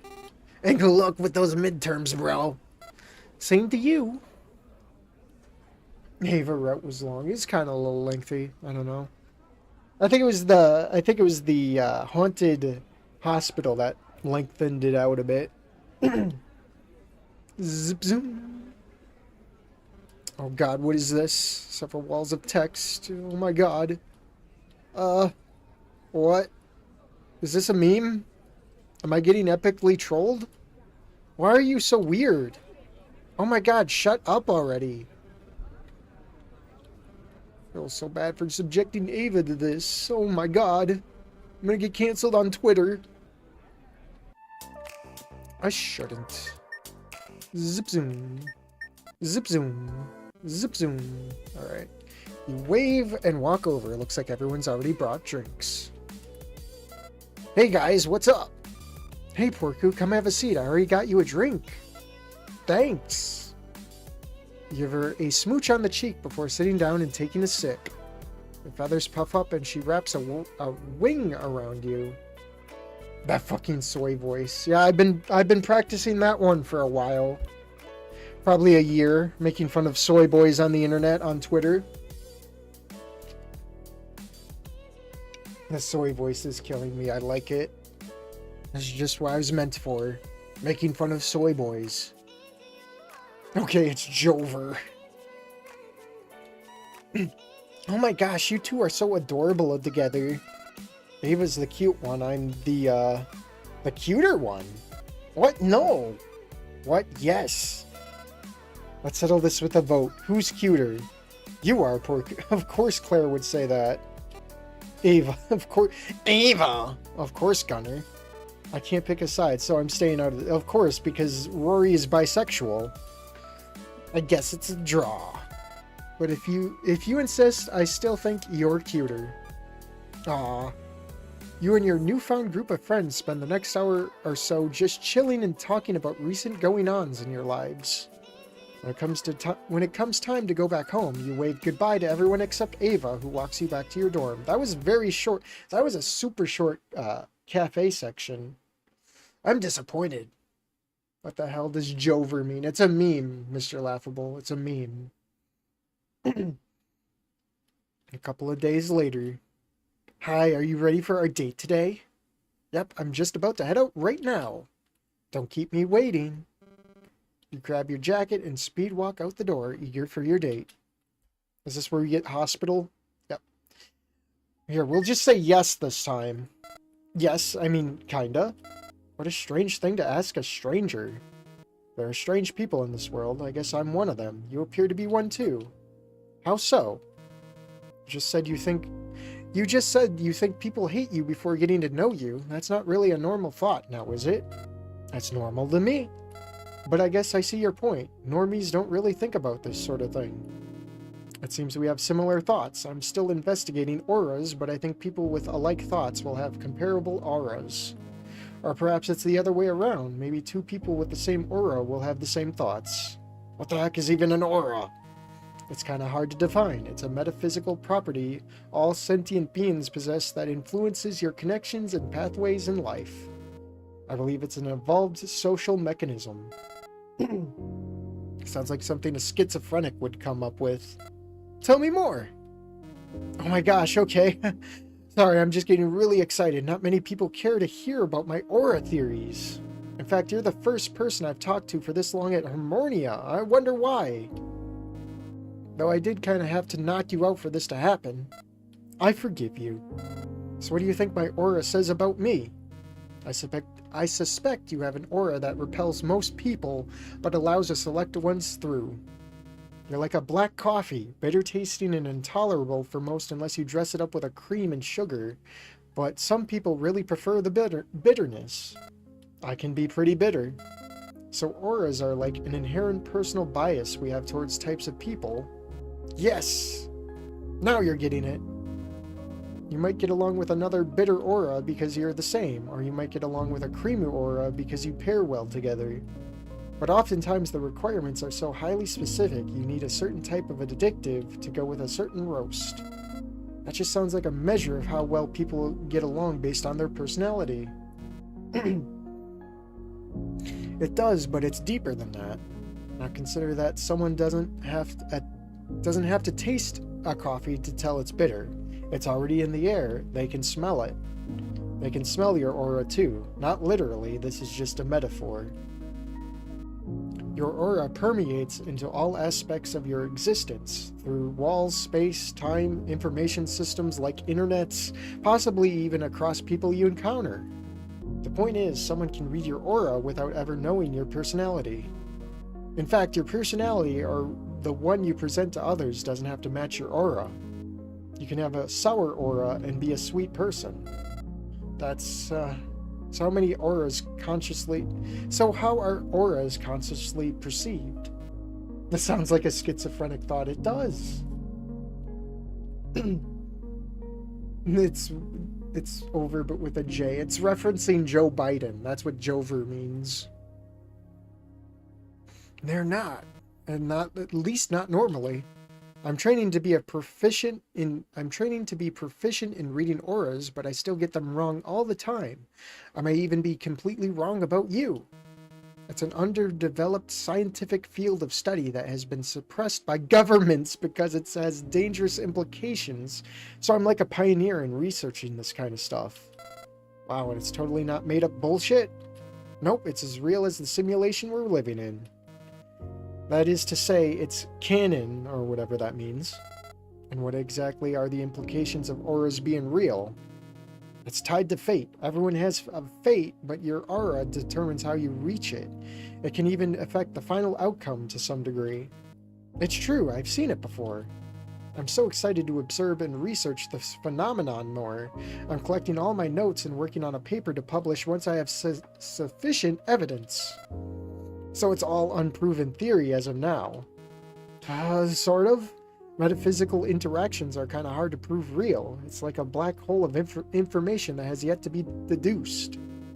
I'm getting a strong sense that your aura will be crucial for my research, so I'm going to start stalking you, okay? Hope you don't mind. It's not because I'm just the last human on Earth, is it? Not at all. See, you would have said that. Would you have said that to anybody else? I suspect our aura fields are operating in parallel, which tends to make the parties involved agree with each other. Almost hypnotically so, but that's another field of study I could go on all the day about. Holy shit, you're right. It's almost like I had no choice but to agree, like I was forced to and I had no say in the matter, and it's almost like I press spacebar and you just come up with whatever the dev makes you say.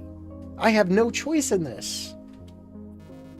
Oh, but you did. At one point in the past, you could have had nudged the timelines. We're time-traveling wizards here, so we'd end up in someplace else. But personally, I believe our meeting was fated to happen regardless of our circumstances. Not because I just chose a fucking option to come down this road. Oh my god. I'm sorry I took up so much of your time. I was just excited to talk about auras with someone who would listen. It's fine. It's really interesting to hear about. Yeah, I'm glad. I'll let you go for now, but I'll be keeping my eye on you. Thanks. I suppose it's fine you observed me for your research. I'd like to see your findings on that. Thank you so much. It's going to be revolutionary. Trish smiles gleefully and walks past you, drooling in excitement. I forget, she's named after the Triceratops. So she's still punchable. You hear her shouting out to you after she's a few meters away. By the way, looking sharp. Have fun on your date. Wait, we didn't tell her we were on a date. Thanks. Wait, how does she know about that? God damn it, and what now? You take your phone out of your pocket and feel your heart sink as you see who's... Yeah, this is the doctor part. Break up. Yeah, this is where the route ends. It's the Ava Route.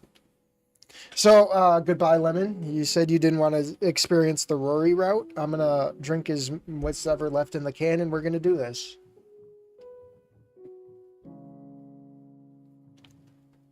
Oh, God. God, forgive me for what I'm about to do.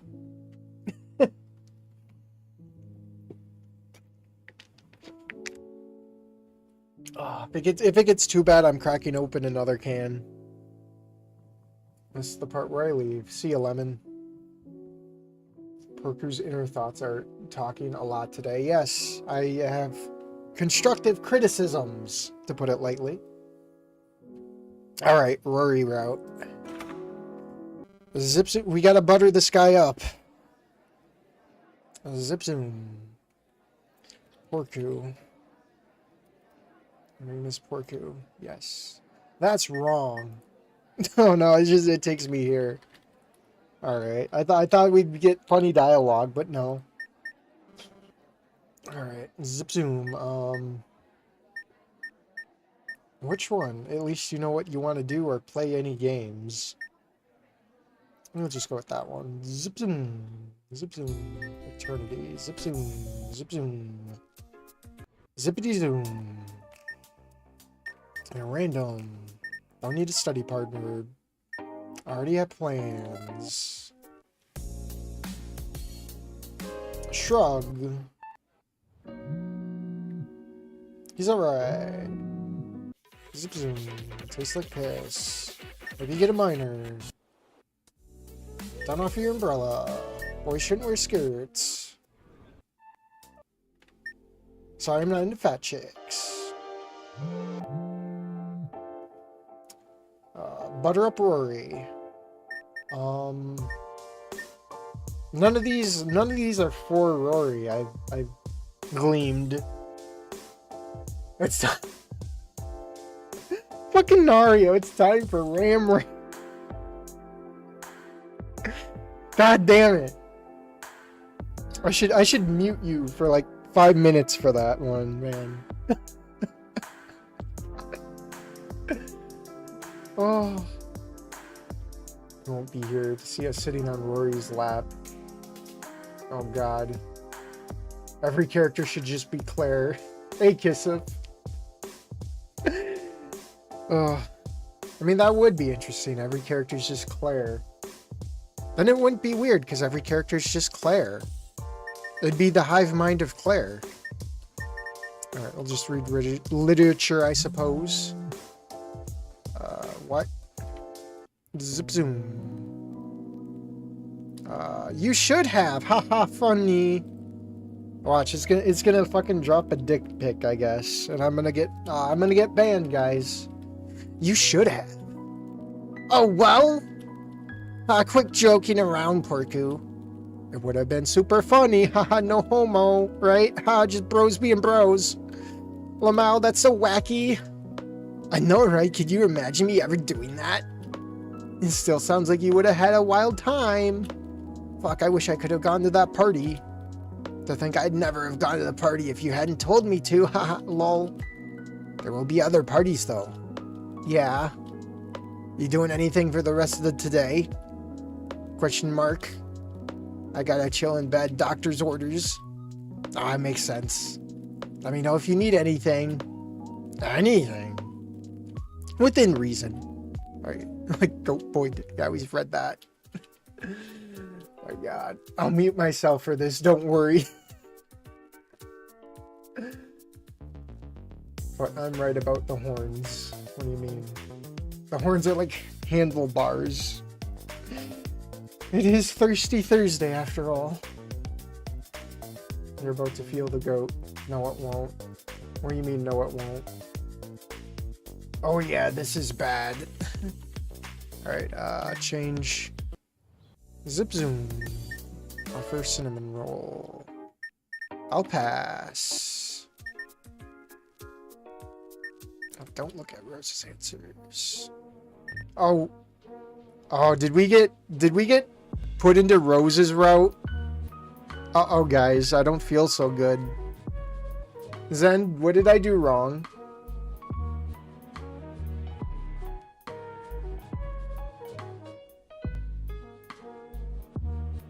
No, I won't say what. I need you, Big N. What? Okay, Zen, get your mind out of the gutter. What did I do wrong? We're in the Rose route now. I think we are, or am I? Let's just bail. Should really get back to work. We'll keep going. We'll see what happens. Sit next to Rori. We've read that. Everything okay? Part of nature. Okay, we're not in the Rose route. Never mind. Sorry. False alarm. Leave. Tip $5. Decline Gunner's offer. Actually, wait, no, go back. We gotta accept that. Accept. Because we're going for Rori. I guess let him keep the pillow. Please do. Claire, I guess. Is there really even a Rori route? Okay. I don't want to talk about it. You did nothing. I know I did nothing. His route only starts when he invites you to his house. How does he have a whole ass house? Everyone here has dorms and he has a fucking house. Unless you meant dorm. Concede because we want Claire ass. I regret nothing. Oh, here we go. Here it is. If you maybe want to come over and play some video games or something sometime. Yeah, Netflix and chill. Yes, I understand, Rori. Sure. Sure, did you have a time in mind? Awesome. Anytime tomorrow sounds good. Swing by my dorm whenever you feel like it. Yeah, it's a dorm. You said house. You lied to me. That's okay. I know what you mean. Okay, this is where I'm gonna go get another can. I'll be back.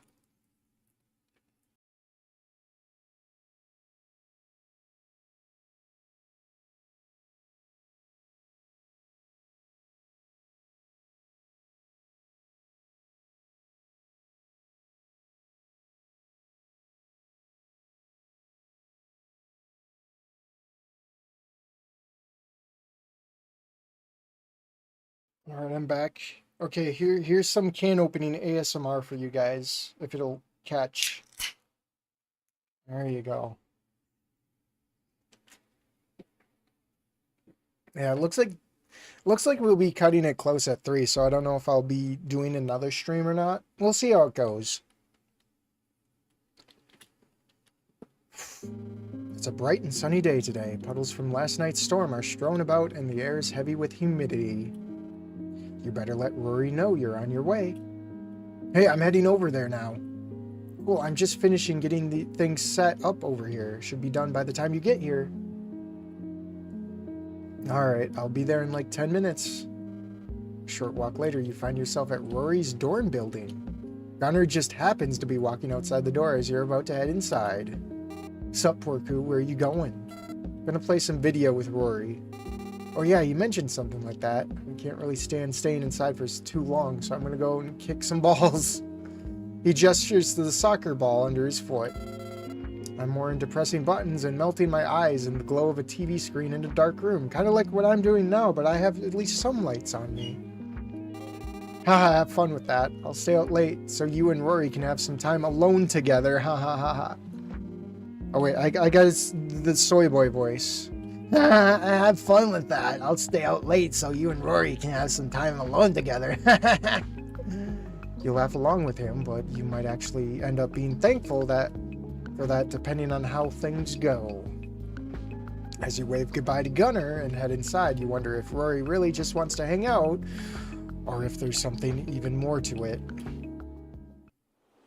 Hey Porku, come on in. I just got my computer hooked up to the TV and all the emulators configured. We can play pretty much any game you want. You plop down in a beanbag chair and grab a controller. Sounds good. Sounds good. Wanna smash?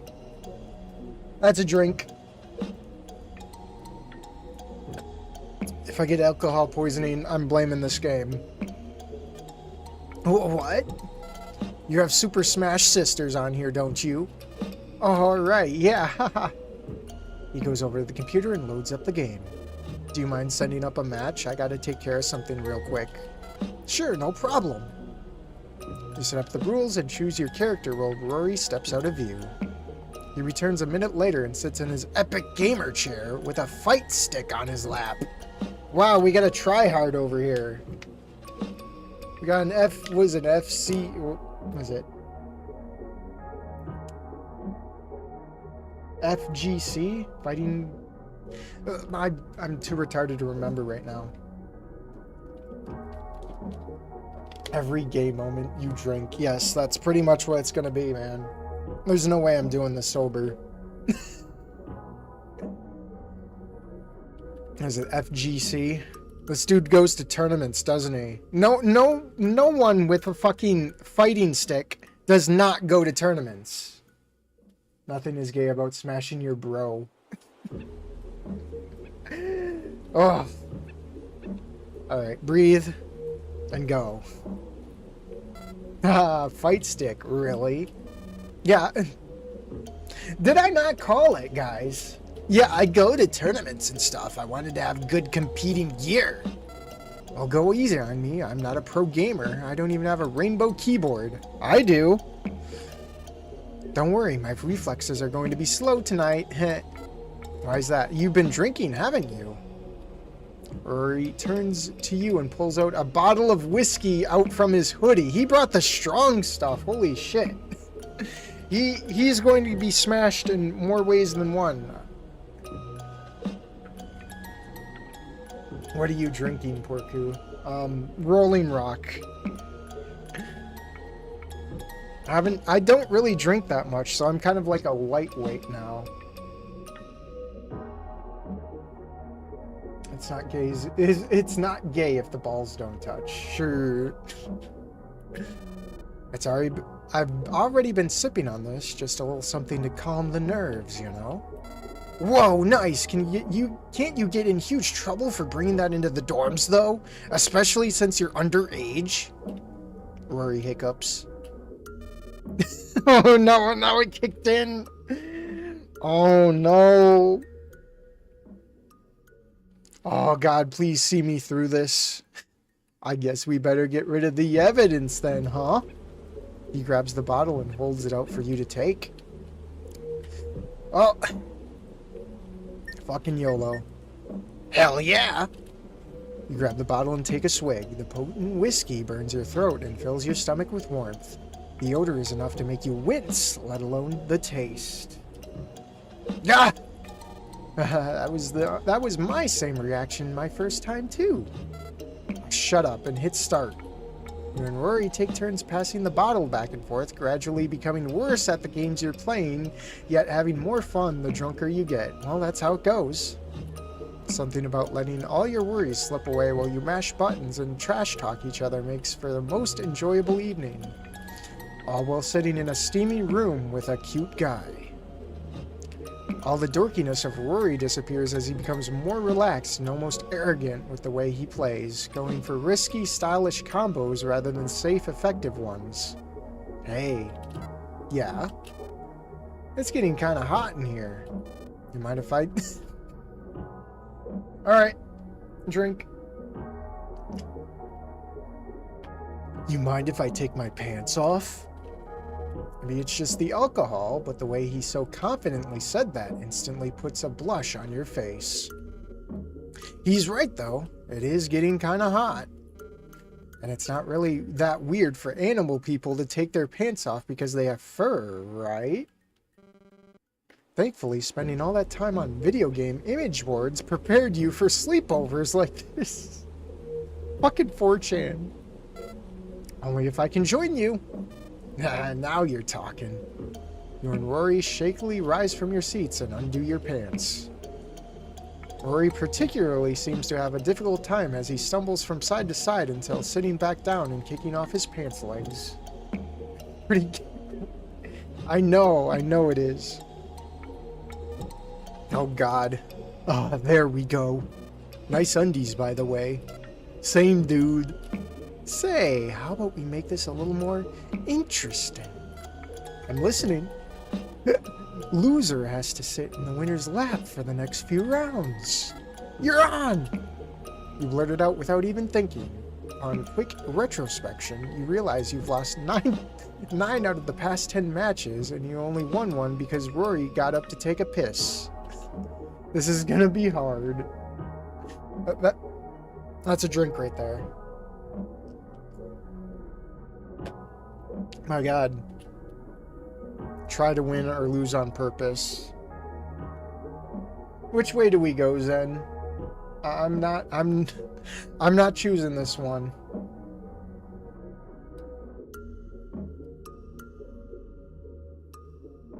Here, let's balance out the alcohol with some water.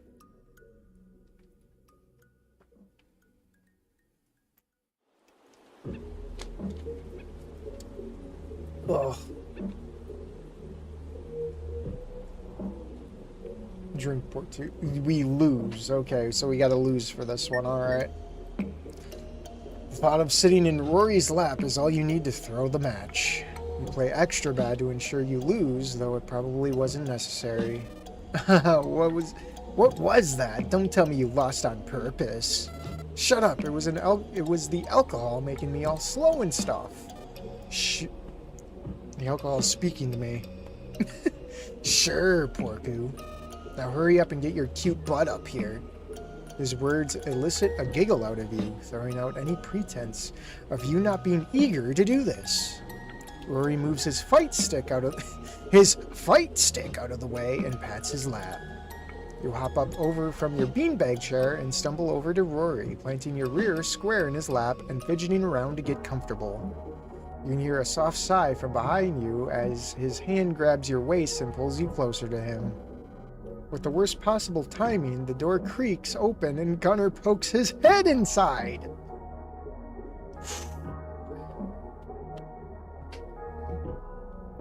Alcohol's talking. I have to burp. Ugh. You freeze, but Rori seems utterly unaware of Gunnar's presence and gently paws at you. Don't you mean hooves? Hey guys, are you done making out or whatever? Oh my. I'll see myself out then. Your face turns red as you feel hotter than before. Oh, what's the matter? Never been in a ram's lap before? Yeah, that's it. Well, you better get used to it. Rori leans to the side and to pick up your controllers, he hands you yours and you help him set up his fight stick up on your lap. Oh god, that's... The implications, man. Both lead the same way, okay. The game isn't the only thing that will be hard. Yeah, that's what I was saying.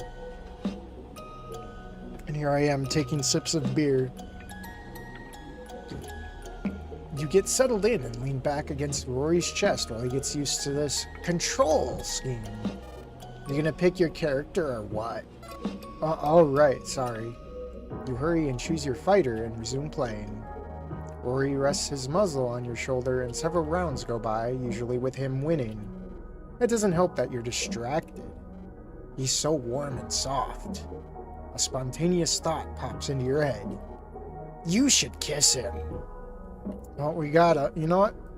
That's a definite drink.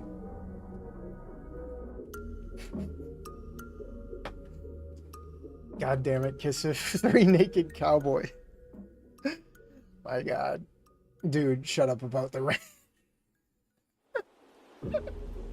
The dev had fun riding Rori's route for sure. Probably. Alright. In the middle of a match, you turn your head and bring one hand up to Rori's face, stroking his fur. Hey, what are you doing? I'm trying to play this game. You silence his complaints by planting your lips upon his. His eyes go wide and muffled moans escape his throat. Soon, though, his mind catches up to what's happening and he accepts it. He lets go of his controller and his paws start to explore your body while kissing you back. And like that, it's all fucking over. No, Kiss, if it's okay. I don't mean to be mad. Like, I'm just saying, because funny. I saw the bumper sticker once on a car that said, I gotta remind myself, it's Thirsty Thursday. After that, it's hard to recall specific details, but you remember it was a fun night. You woke up in his bed with him in your arms, enjoying the snuggles while you waited for him to wake up. Yawn. God, I've got such a headache. Oh, hey, Porku. Oh, what are you doing in my bed? And where are your pants? You stifle a giggle and lean in to give him a smooch on his lips. Does that jog your memory? Oh yeah, it does. I guess I thought it was just a dream. I'm glad it wasn't, though. Me too. So, what now? I should probably get going soon so Gunnar can reclaim his dorm. Alcohol's talking again. Man, I hate burping on mic. I do my best to, like, stifle that shit. Because it's gross. Yeah, I guess we did kind of hog the room for ourselves. Oh shoot, I forgot it's Monday already. He helps you find your pants and then gives you a parting kiss on your way out. But yeah, I wouldn't mind if we hung out at my dorm next time. I got the whole place to myself. Sounds good to me. He looks so cute when he smiles like that. You can't help but pull him into a hug and kiss him one more time before leaving. See you later, Porku. Later. Oh wait, after taking a shower, you check your phone. Looks like Rori sent you a message. Hey, Porku, I really enjoyed last night, and I'd love to do something like that again soon. Same.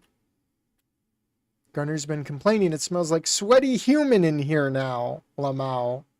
Alright, animals have much stronger sense of smell than I do. I just took a shower, but I can still smell a bit of ram. Sorry, lol. We have... We also have much stronger musk than humans. It's fine, I don't mind. I kinda like your smell. Aw. Where was this talk with Claire? I feel like he gets the most lewd shit.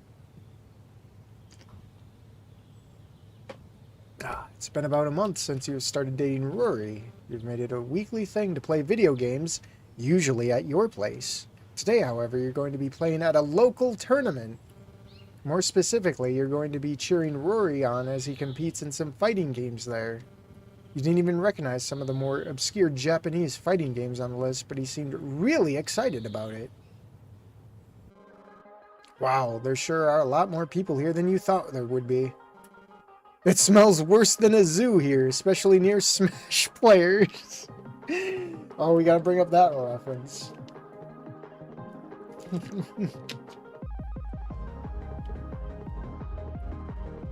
You watch as Rory's down to his last guy in Dragon Fighter Z. He doesn't seem to be doing too well against his opponent. He's stuck blocking in the corner, but his attempts to reverse the situation gets countered and ends with him getting knocked out. He sighs and sits back in his chair before giving his opponent a fist bump and unplugging his fight stick. Oh, I'm out of the tournament. Aw, too bad. It's fine, there's a lot of really good players here. It's a lot different from the locals I played at back home. Well, as long as you're having fun. I am. Apparently, the Melted Blood finals are already happening, so I'm gonna go watch that. Then I'll help get Smash Sisters set up. Smash players can't take a rest. Oh my god. Rory guides you to a small crowd formed around a laptop that's been broken in half, sitting on top of a trash bin. Two guys are sitting on the floor with their fight sticks in their lap. This is the finals? Yep, the semifinals were hosted in a restroom because there wasn't enough space. Oh my god, this is trashy as fuck, man. You're suddenly glad you're not a Melted Blood player. You don't even understand what's happening on the screen and can barely hear the audio over the sounds of the players mashing buttons. Rory seems to enjoy watching it though. You've noted his cute little tail wags as he gets excited. Enticed by his tail wagging, you can't resist staring at his butt. You're too busy staring to notice when the match ends though. Oh! Did you see that? Oh yeah, a really nice Z cancel on the 4D counter air half super. Are you even watching? It was obviously a 3/8 super. Nah, I was staring at your ass. Oh my gosh, Porku. What? It was more interesting than the game. Haha, okay, whatever you say. Just try paying attention to the game when I'm winning the finals for Smash Sisters, okay? No promises. Speaking of which, I'm going to go help set that up now. Lots of heavy lifting CRTs. Why don't you grab some snacks for us before we start playing doubles? Sure, see you in a bit. Rory gives you a smooch before walking off to lift some ancient televisions while you wander off in search of food. You manage to flag down Rory, who's worked up a sweat from moving those heavy old box TVs. You had snagged some chips and sodas from the vending machine and brought them over. You toss him a bag of pretzels and a can of Beppis. Thanks! You crack open your sodas and snacks and sit back, relaxing until the tournament starts. You ready? I think so. I never really played on a competitive level, so I'm not sure what to expect. Don't worry, doubles is a meme category anyway. I'll do all the heavy lifting, just try not to hit me because friendly fire is enabled. Just try and have fun. Reassured by Rory's words, you proceed to your designated setup and plug in your controllers. Soon enough, two other guys come sit down next to you and start up the game. These sweaty tryhards pick up on the fact that you're a filthy casual and absolutely trash you, taking out all your lives early and leaving Rory to fend for himself. He takes out a few of their lives on his own, but it's really just unfair for him to go 2 versus 1 like this, and even he can't last long on his own. That was rough. Sorry, I shouldn't have died so quickly.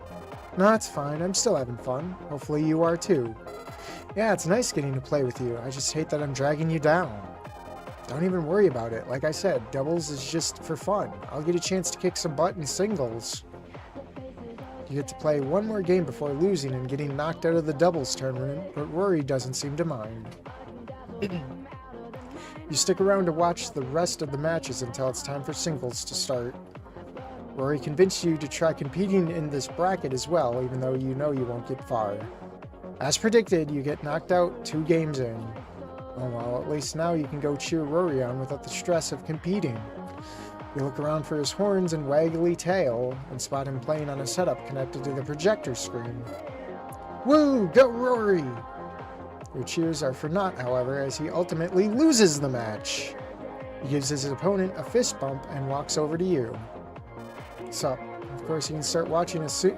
Of course you start watching as soon as I start losing. Haha. I lost my first 2 games, and now I'm out of the tournament. It's a lot harder when you don't have anyone. When I don't have you to save my ass. Haha. Yeah, I guess we both have some training to do then, don't we? I'd rather just go home and play something easy like Minecraft. You know what? That sounds pretty good right about now. You and Rori stick around to watch the rest of the tournament before heading back to his dorm and snuggling in bed while playing comfy games. Right, I have received new gifts. Uh-oh, someone donated. Oh, damn. Did I not see the throne? Or the... Was there a notification that popped up? Because I know I have that, like, right there in the corner. I wasn't looking. I'll have to, like, re-look at the stream unless someone saw it. Yeah, someone actually donated. Holy crap. That's like a milestone for me, man. Anyways, I'll do a bit reading and let you guys catch up. Oh, there's no reading. No reading. Whip it out and check your conversation history with Rori. We tell him the flat earth theory. Okay. Wait. Thankfully, Rori seems to be immune to your psychotic trolling attempt. Damn. Never felt more embarrassed in your life. He's just, okay. Rory's fucking cold, man. Fucking cold. I shouldn't. Alright, you wave and walk over. Looks like everyone's already brought drinks. Hey guys, what's up? Hey Porku, come have a seat. I already got you a drink. Thanks! You give him a smooch on the cheek before sitting down and taking a sip. Kay. What do you mean, Kay? Ugh. Alcohol's coming back up again. Ah, hey.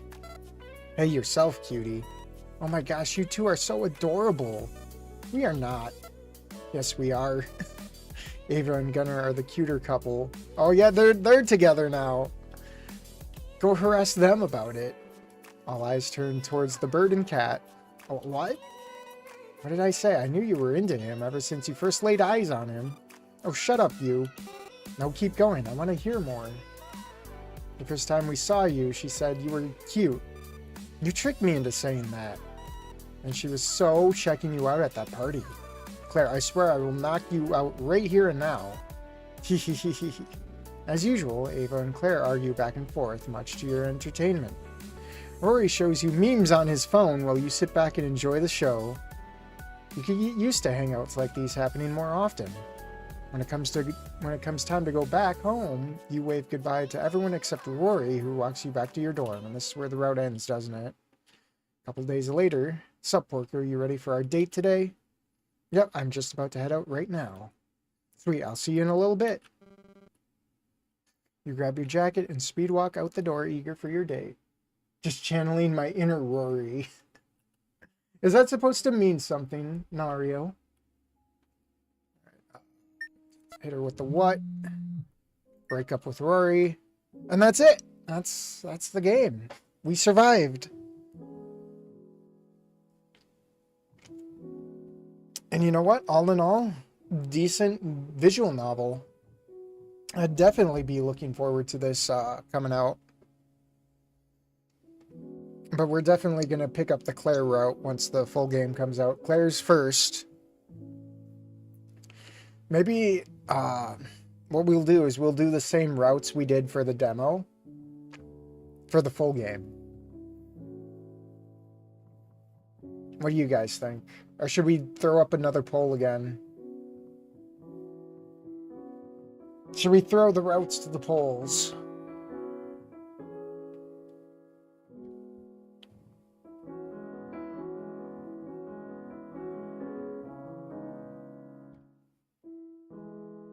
You mean Claire's fat? Well, I mean, that's not wrong. That's not incorrect. She is a chubby bunny.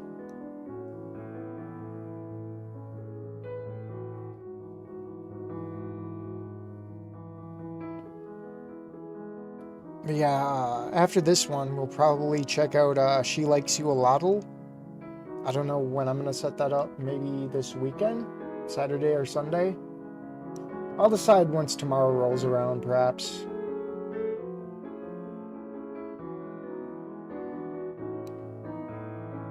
Boulder looking. Okay, you be nice. Remember, she's not a lady unless she's... Remember, she's not a lady unless she's 280. God, the freaking 600-pound wife jokes that me and Blaze made. My God. Yeah, She Likes You a Lotl. That's another Caveman on visual novel. It's much, much shorter. It'll probably be like a single stream thing, I think. And then there was apparently the earliest version of Snoop dropped, which is like the beta or alpha or whatever, when they were just making it, when they had sketches that looked like this, pretty much. So I don't know what the script looks like there, but I want to see if that link is actually like legit and doesn't have like stupid malware on it or something. If someone wants to test that for me, I posted a link to it in the Discord for the Snoop Boru. If that's like legit, there's no fucking shit ass viruses in it, I will totally stream that. That'll definitely happen before the actual Snoop game stream if that ever hits 100 likes. Oh, let me check that right now. That poll. Not the poll, the proposition.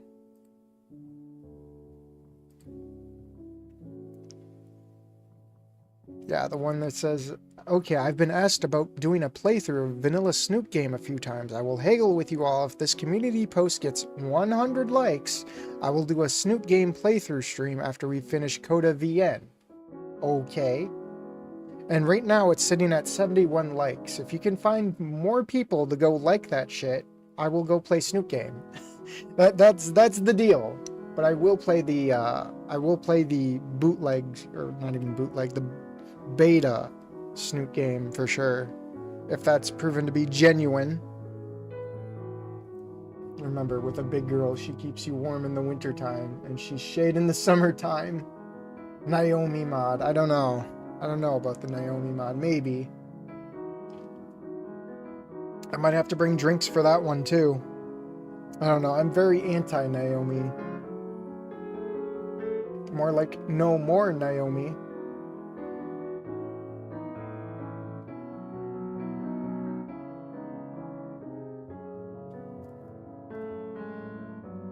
Yeah, I'll throw up the ending card here. For my birthday, you will do. Who said anything about that?